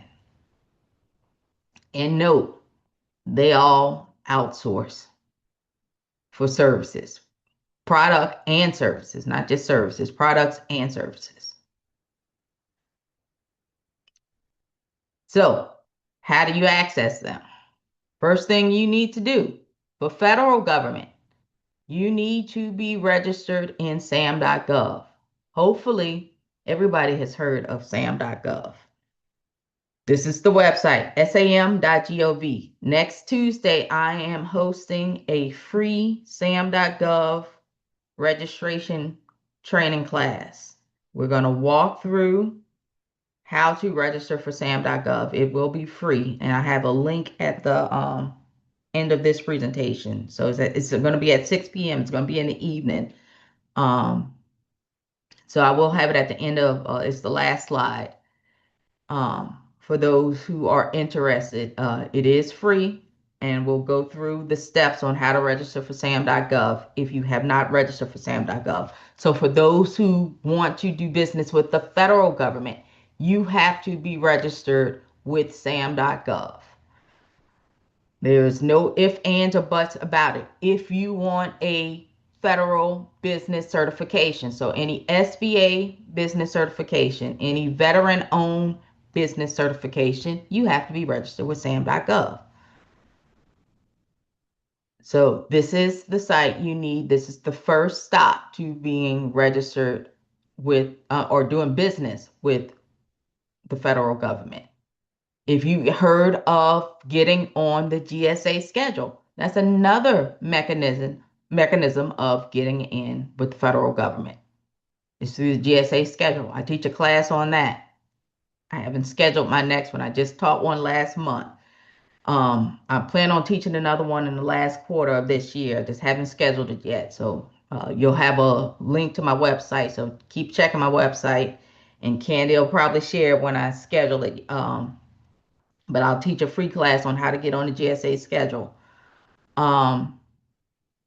But sam.gov is your first step of getting access to the federal government.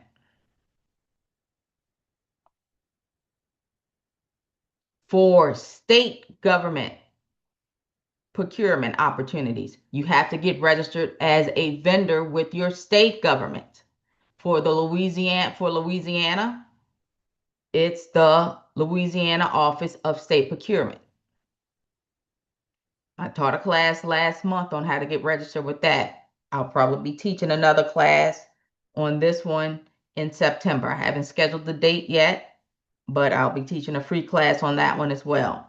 But it's Louisiana Office of State Procurement. And this is the website. I think this is for California, and for the comptroller texas.gov. That's a state registration for state of Texas. You have to be registered with their state procurement site as a vendor to do business with those particular states,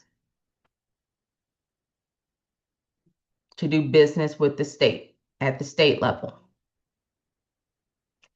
To do business at the local levels, meaning the local government levels, you have to be registered with the individual counties and or parishes. If you're in the state of Louisiana, it's the parish.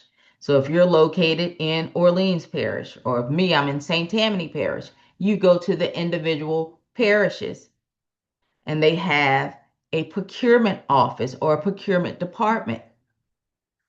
You register as a vendor with those particular departments. Particularly, let's use Orleans Parish. They have a platform called Brass. You can register through Brass. That's their procurement site where businesses register as a vendor to do business with Orleans Parish. St. Tammany Parish, they have a form you have to complete. You scan it and you email it back to them. St. Bernard Parish, they also have a form. Same with Jefferson Parish. They have a form you complete, you email it to them, they send you back a vendor ID number.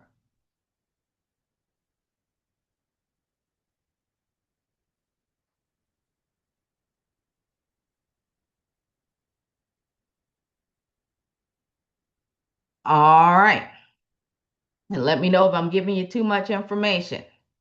You're good. You're good. Hopefully this All right. encourages And if you them to have take any your class. questions, you're more than welcome to ask questions throughout. You don't have to wait until the end.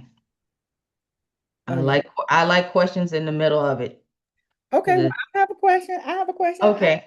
I got one. Me. For someone who is currently not doing business with the government and they hear this and they're watching this, but they're gonna continue doing what they're doing in their own business with their own direct client, what would be an advantage or two of them doing business with the government while they're still running their own business? Again, you get exposure to an opportunity of just a network of different types of different types of services and products, because again, the government buys and just buys everything. They buy everything. So you're not limited to just what your business provides. So for instance, you provide financial services. Yeah, you can go to the government and say, hey, I want to provide you with financial services. The government may say, hey, but Candy, I need you to teach on leadership development too, Candy. You can expand your services beyond just financial services. You also have an act for executive leadership development. So now you've just expanded your services from financial services to executive leadership development to something else. So it exposes you to something more than what you were, I guess, I wouldn't say tunnel vision to, but it exposes you to just a little bit more to what you were used to.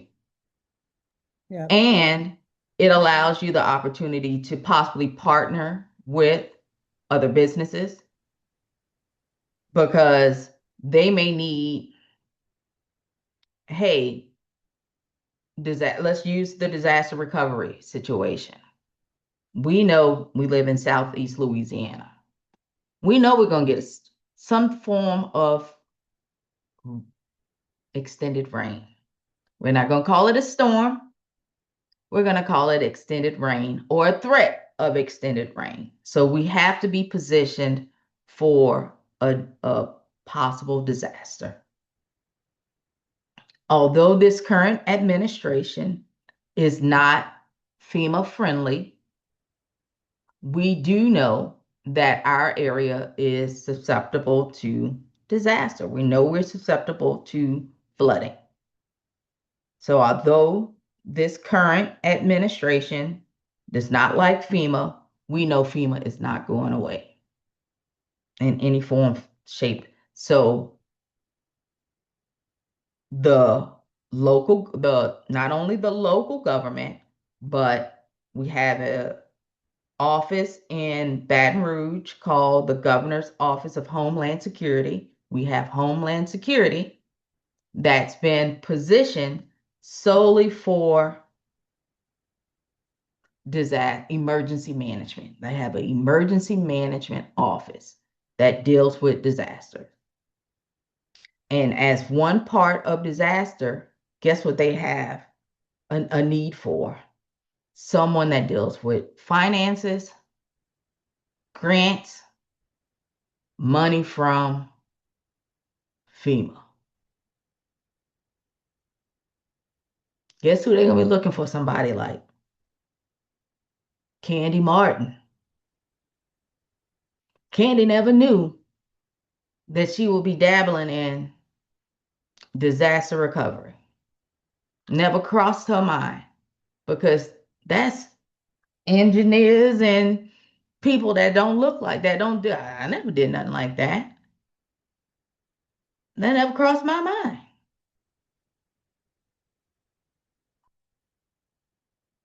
But your services are warranted How, in the federal government. how cool. So we should open our minds, people. Open your mind, take Courtney's class, and you never know. An additional stream of income is what I heard. Exactly. And all of which you said, okay, we got a question from Levi. Oh, I think we need Yeah. to let him. I don't want to interrupt, but I got a question off of that because I went down kind of the government contract rabbit hole at one point, and I know that there's like an aspect of relationship building. I think you mentioned this just a little bit ago, but getting to know some of those offices and what their needs really are, as well as just learning how to navigate sam.gov. So if you were like looking for new opportunities and especially through the like relationship building side, how would you go about kind of getting those started? Like what's kind of the entry point that you would think should exist? So once you're in sam.gov, the first thing I would, once you're registered, the first thing I would do is start attending a local um, networking event. And they're always having them. And for you, Levi, with you being in uh, the financial industry that you're in, and you said you work at a college or university, Yes, Louisiana Economic Development hosts all the time, weekly. Partner with those, that's your, those are, believe it or not, the university is your foot in the door. Leveraging your relationship with the university because having that, I wouldn't say it's like a badge of honor, but it is like a badge of honor I leveraging yeah. that skill set. I can second that. And just as like a little point, something that's definitely helped me is like good opportunities are always going to lead to more good opportunities. And Hmm. I've never thought about going about it from like the government contract perspective. But ever since I started teaching, I really wasn't making much money off of it, especially or at first. And I thought it might be a waste of time, but then it ended up feeding my business in so many ways that I never would have imagined. And like, ways that I would have like hoped and dreamt and had to have worked months and months and months to create sort of felt like they were just dropped in my lap because I was teaching, which is Yeah. such a weird I- thing to think about. Like, yeah, I can leverage that relationship. Um, because you will meet, they have the schooling system receive funding from the state, so they have to attend, they're required to attend certain events and certain networking events as part of their requirements to sustain those different funding. So just piggyback along with it and take your business along with that and say, hey, I'm building this platform, or hey, I have this opportunity.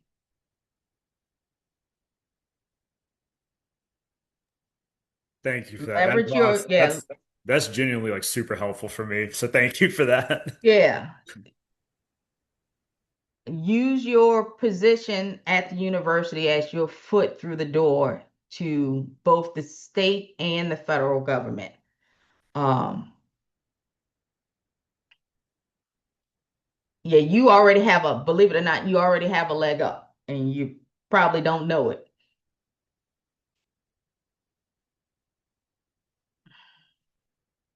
Oh, There's a, Candy, I'm gonna I read the see. question out of the chat. All right. That's awesome. And this is what these classes are all about, the collaboration, getting the information, building relationships. So even though Levi is a expert in his field, even he's asking questions. So don't ever feel like you can't ask questions. Kim put in the comments in the question, her question is, when you register as a vendor, are you notified of particular grants or types of programs available, or does your business have to do the research to find those programs? So it depends on the platform. So when you register as a vendor for the state of Louisiana, as a vendor for the state of Louisiana with the Office of Procurement, and let me go back. Uh, with the state of the Office of Procurement as a state vendor, they will notify you of bid opportunities with uh, state contract bids. They won't notify you of grants or anything. They will not notify you of grants, but they will notify you of bid opportunity, bid contracts with the state of Louisiana. When you register with the state of California, they will notify you of contract opportunities. State of Texas will not. State of Georgia will not. State of Mississippi, who else will not? Because I'm registered with a few states. Um, Grant opportunities, uh, you typically will not on the government.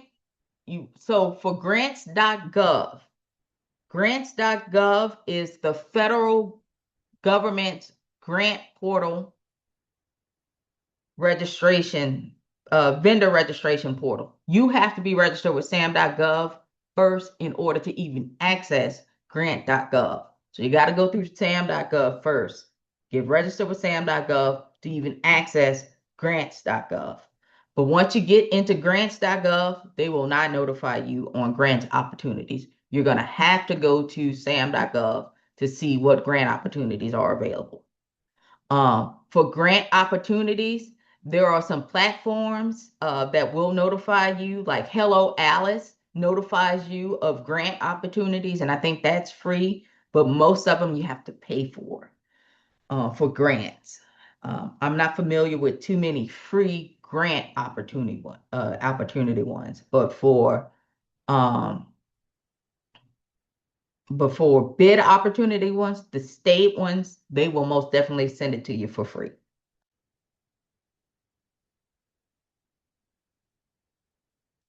And Courtney, correct me if I'm wrong. That's something that I looked at before.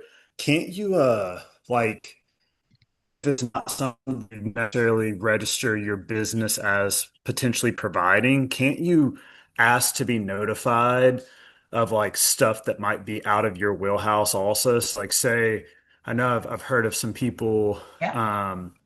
like if they have a friend that owns a company that does stuff, and if they're looking in sam.gov anyway, then they might ask to be notified of that type of thing, Hmm. submit the contract, and then subcontract it out to their friend as part of like the proposal, right?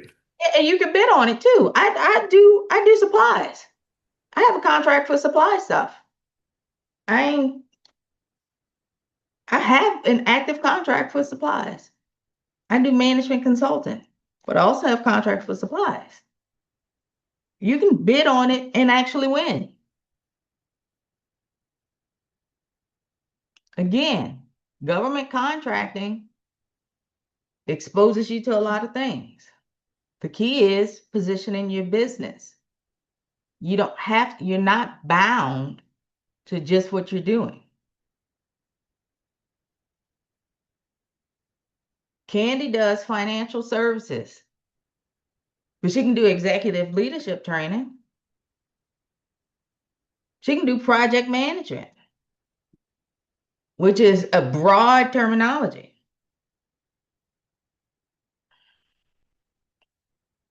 You're not bound to what you say or what profess you're doing. You profess what you're doing. The question is, do you have the capacity to do it? That's what they want to know. Do you have the capacity to do it? As long as you can perform it, excuse my language, they don't give a damn. Do the work. Because at the end of the day, they want the work done.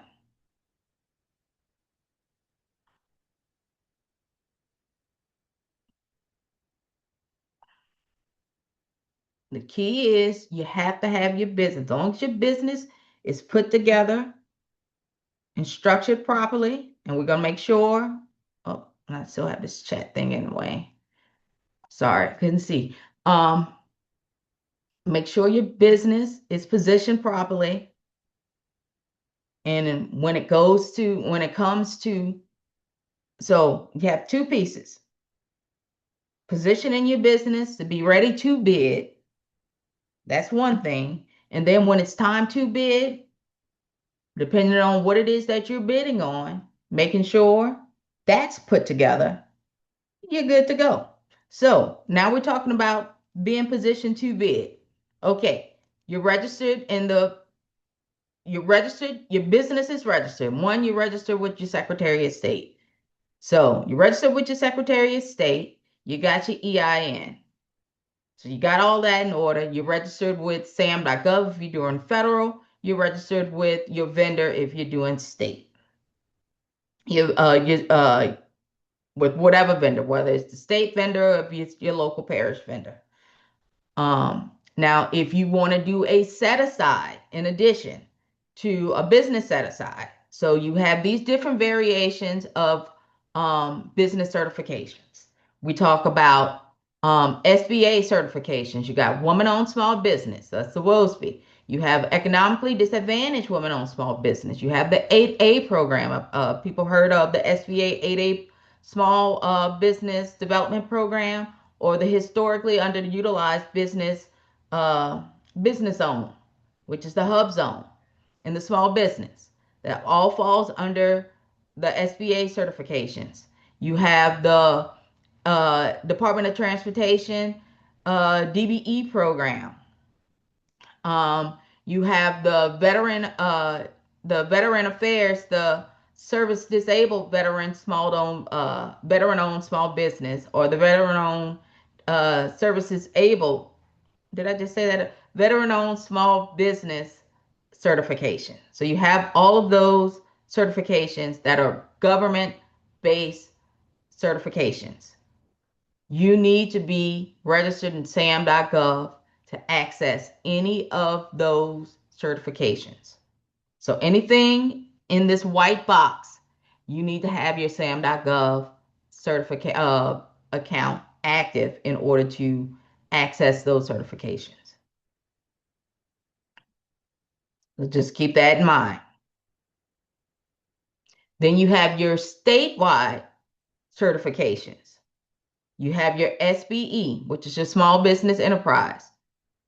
For Louisiana, that's the Louisiana Economic Disadvantage. That's your Hudson Initiative and your small emerging business enterprise.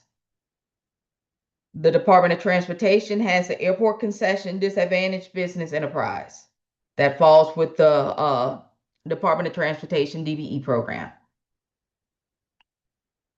City of New Orleans also has a DBE program as well. There's a minority business enterprise and a minority women business enterprise. There's also a National Council, Minority Supplier Development Council, Minority Business Enterprise, that's your MBE, and then your Woman Business Enterprise. And then there's some private certifications that people talk about. You may hear about the Black-owned business certification through the U.S. Black Chamber of Commerce and the National LGBT Chamber of Commerce Business Enterprise certification. I think there's a National Hispanic certification and the National Asian Pacific certification.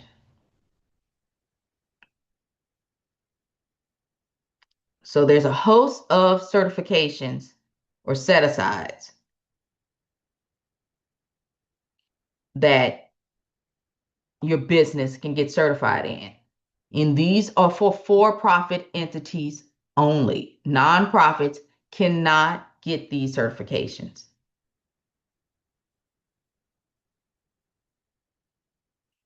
Now, for the federal government, they have a mandate for their 5 certifications that they have to award contracts to their 5 certifications. They have to award contracts. So of their budget, you know, every year you hear about the government shutdown because they can't agree on a budget. Well, of their budget, they set aside money, particularly for government contracting, because they have to outsource a portion of their work. It's a requirement.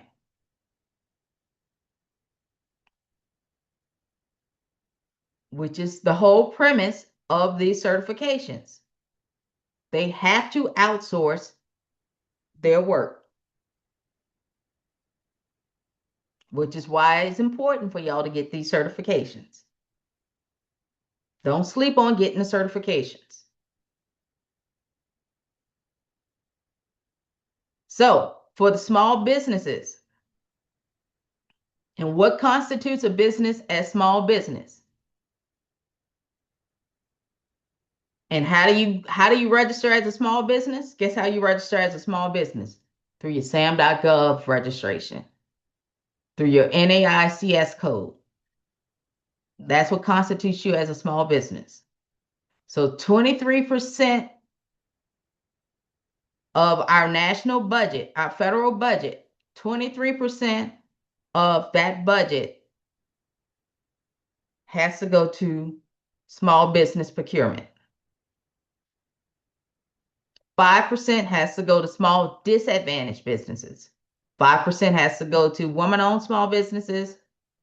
3% has to go to service disabled, veteran-owned businesses, and 3% has to go to hub zone-based businesses. And what's a hub zone-based business? Again, you have to be located in a historically underutilized business zone. And there's a map, and all you have to do is a map on SBA's website.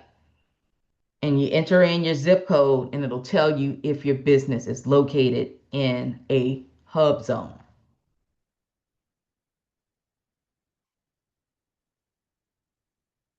Now, these are the figures from 2025's budget on what was spent, on what the federal government spent in government contracting. So last year they spent 357 million, 357 billion, $357.8 billion in government contract.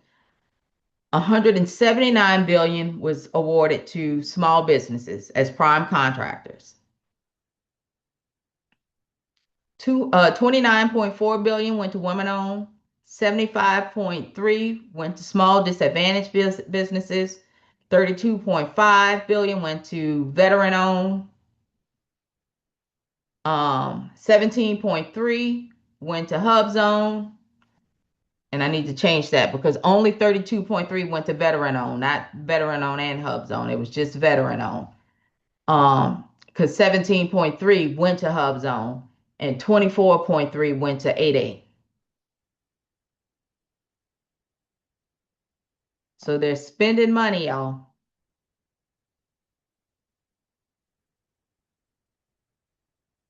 There's money to be made. And this is just federal. This is not the state.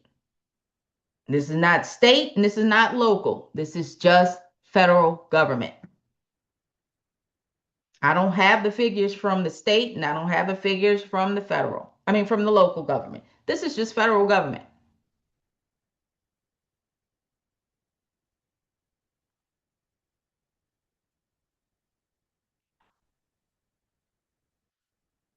So again, you have to be organized as a for-profit or a nonprofit business. The qualifying individuals, you must be a U.S. citizen. For your certifications, you got to be 51% either owned or controlled by the underrepresented group. So if you are a woman-owned, you got to be 51% owned by a woman and controlled by a woman. If you are a veteran-owned, you got to be 51% owned or controlled by a veteran. If you are a service disabled or any of the underrepresented group, you got to be 51% owned or controlled and controlled. You must not have been disbarred or suspended by any federal entity, and that's the firm and/or owners. But there are some caveats to that. And then you must be small in accordance to its primary, in accordance to the NAICS code. Okay, so you prepared. Now what? How do you find the bids? And we talk about that again. SAM.gov. When you go to SAM.gov, they have a big box. When you type in the website and it says contract opportunities, you click there and you have a search engine. You type in your key terms and it'll pull up any contract opportunity according to that key term you type in. If you want to type in your 6-digit NAICS code, you can type that in, find opportunities. That's one spot. CentralAuctionHouse.com is another place. That used to be centralbidding.com.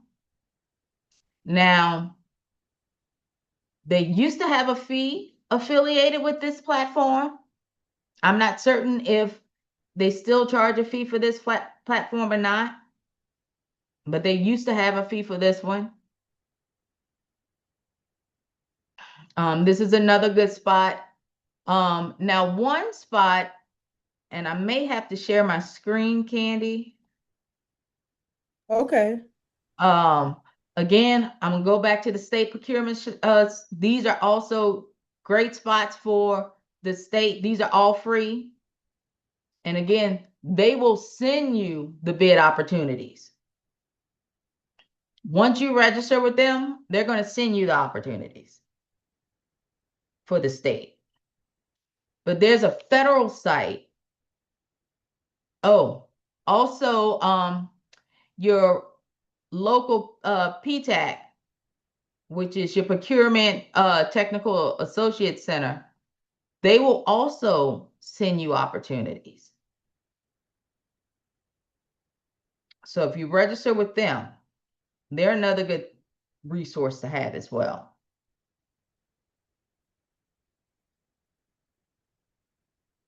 So if you visit this website,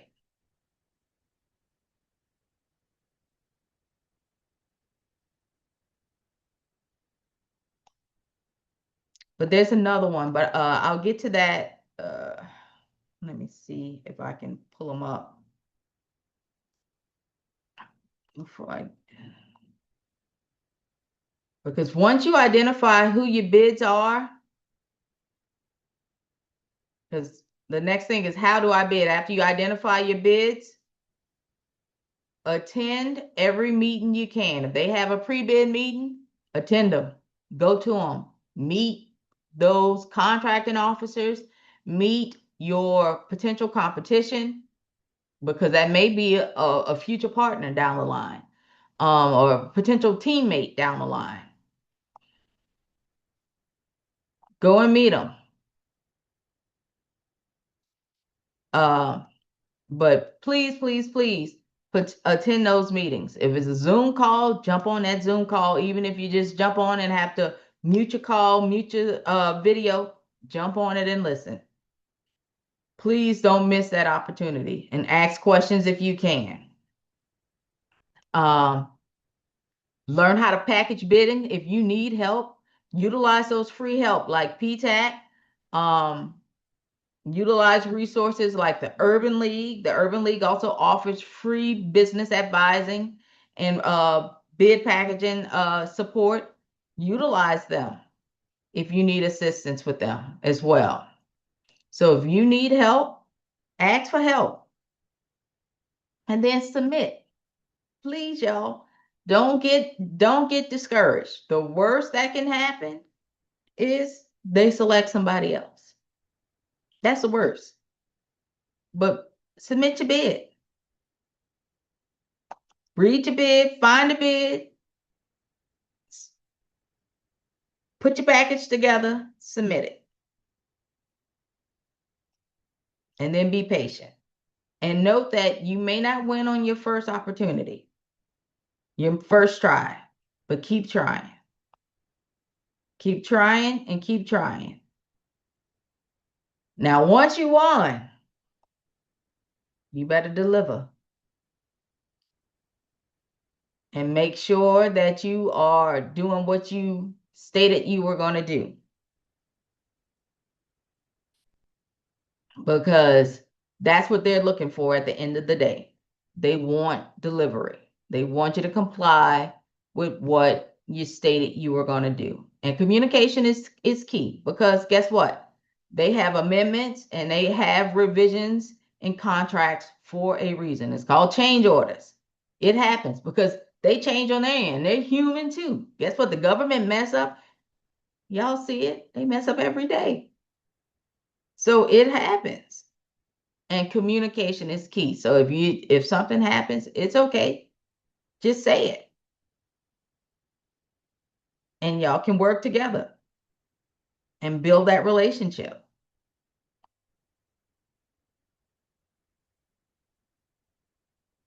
So don't put pressure on yourself to be perfect,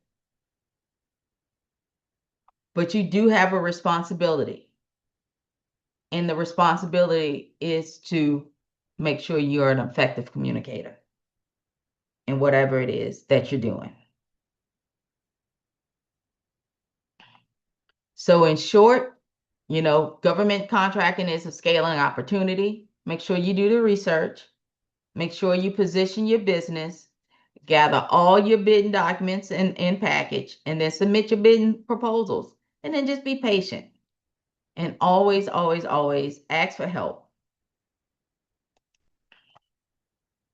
Again, I'm hosting a free SAM.gov registration workshop on, I said the 25th. It's actually next Tuesday on the 11th. And it's at 6 p.m. So this is the QR code. So please, please, please make sure you register.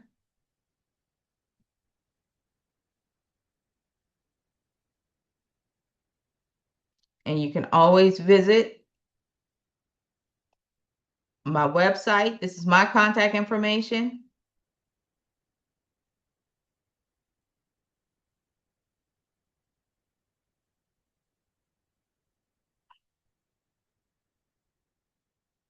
If you have any questions, please don't hesitate to ask, but I do want to get that other website where you can get procurement opportunities, federal procurement opportunities for free. Um, and Candy, I'm gonna stop sharing my screen so I can pull that up Okay. because I don't know it offhand. And while Courtney is Uh, pulling that up, just know that when we email out the replay email, and we're going to also post it on my social media pages for Martin Business Solution LLC. For those of you who may not be on our email list, you want to get on the email list. When we send the replay, we're going to also send Courtney's event registration link so that you can register for that event, so that you can get some of the step-by-step details into that, and as well as any other resources that we can share. So whenever you're ready, Courtney, just feel free to share your screen. all right, I'm getting ready to share it now for.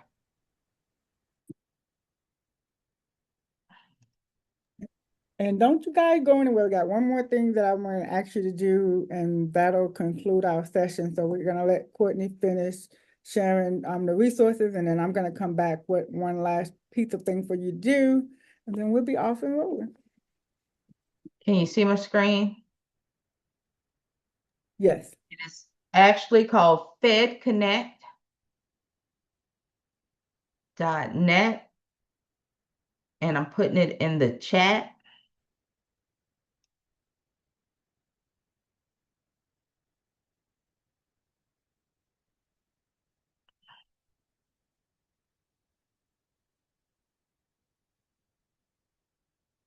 And if you sign in,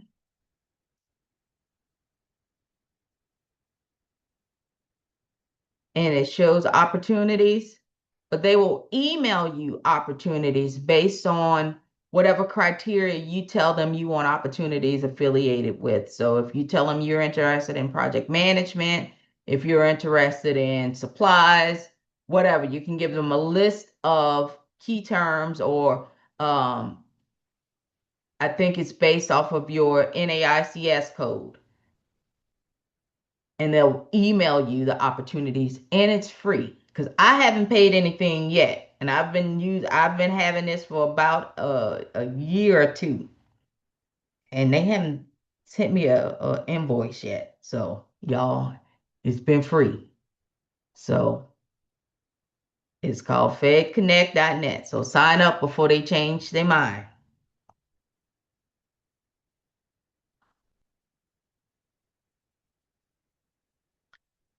And then I also want to direct you to my website, which is mcdsllc.com. Again, I also offer a free 30-minute consultation on business advising. Again, look, Candy's boot camp from today, but next week I'm offering the free um, sam.gov registration. But also on the 28th, I'm speaking at the convention center, and we're having a DBE workshop, a procurement workshop at the convention center. So, and that's free as well. So I'll put the link in the chat.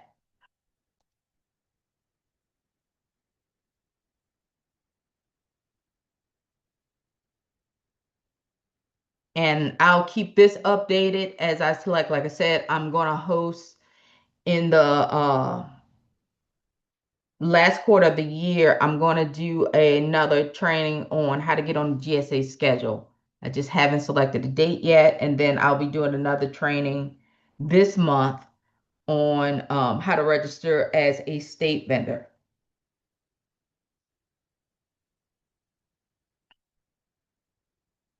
So, but please, please, please make sure you take advantage of all of these things um, that's out there.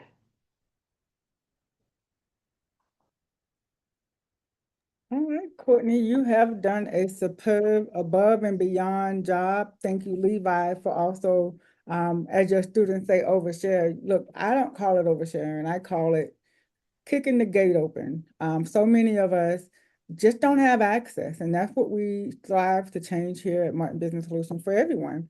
Starting a small business is not it's not a small task. However, it has large rewards. So thank you so much, Courtney, for sharing. And likewise, we're going to make sure that we add your events onto our Martin Business Solution website. And in the replay email that we sent out, we're going to include your website and your registration link for the class on August 11th. So if by all means, if you can be there, we have a few thank yous in the chat.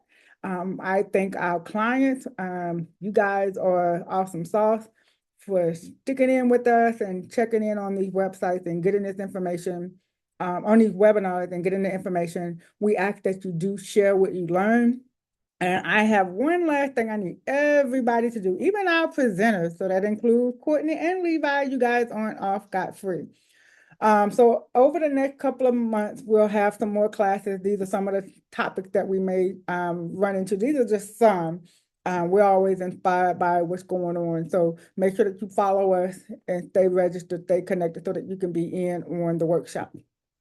So I have an assignment for everybody here. You see this black scan me arrow that says, hey, scan me right here.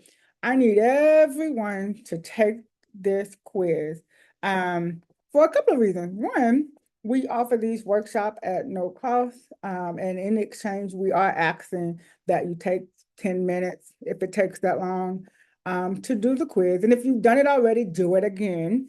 Because as you learn more, you know more, and hopefully you'll apply more. So we are asking that everyone take a few minutes, scan the financial literacy quiz, do that for me. It's the favor that I'm asking, and then share it. The purpose of it, make sure that when you take the quiz, you save it as a PDF so that you'll have your copy for your records. Make sure that's very, very important. Step 2 is very important. It's almost pointless if you take the quiz and then don't download the PDF because it doesn't get recorded that you took the quiz.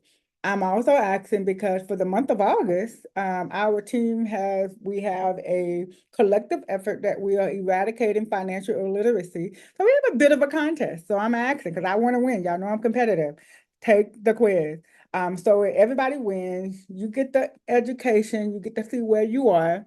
I get to participate actively in the contest, and then I also will have a way to reach out and offer any assistance that you may need. So I do ask that you do that for me. Thank you kindly. And then I just thank everybody for participating in the workshop today. Go to martinbusinesssolution.com for more events that we already have scheduled, and I will be adding more as they come available. Levi, I know, is hosting an event out at Southeastern College in Hammond, Louisiana, and I will have the honor of participating in that. So as that comes available, I'll share that. Courtney has several workshops upcoming. I did register for the one on August 28th, so I hope to see you all there. And then just stay connected, get the information. Even if this is not exactly for you, it's for someone that you know. So once again, thank you all. I'm going to leave the QR code up for just a minute for the quiz. I thank you in advance for taking it. It is for your benefit as well. Sometimes we don't know what we don't know because we refuse to find out. So go ahead and take the quiz. Don't worry, I'm not going to grade it. It's not going to be blasted. There is no pass to fail. This is just for your FYI. And it also helps with making sure that I'm doing my part in eradicating financial illiteracy. So once again, thank you. We have our next workshop the first Tuesday in September. You will, if you're on our email list, you will get the email to register. If you're on our social media pages, please like, share, and comment so that other small businesses can have access to this great information. Thank you once again to our presenters, Levi and Courtney. I truly appreciate your time and effort. You did not have to do it. I did not have to pay you to do it. You did it out the kindness of your heart. So it is greatly appreciated. And if we can do anything to assist you in your endeavors, please let us know. And once again, shout out to all of our clients that have tuned in, that have been rocking with us since day one. And those of you who are new to the crew, we welcome you too as well. So we pray that you all have a great day. And until next time, thank you all for tuning in.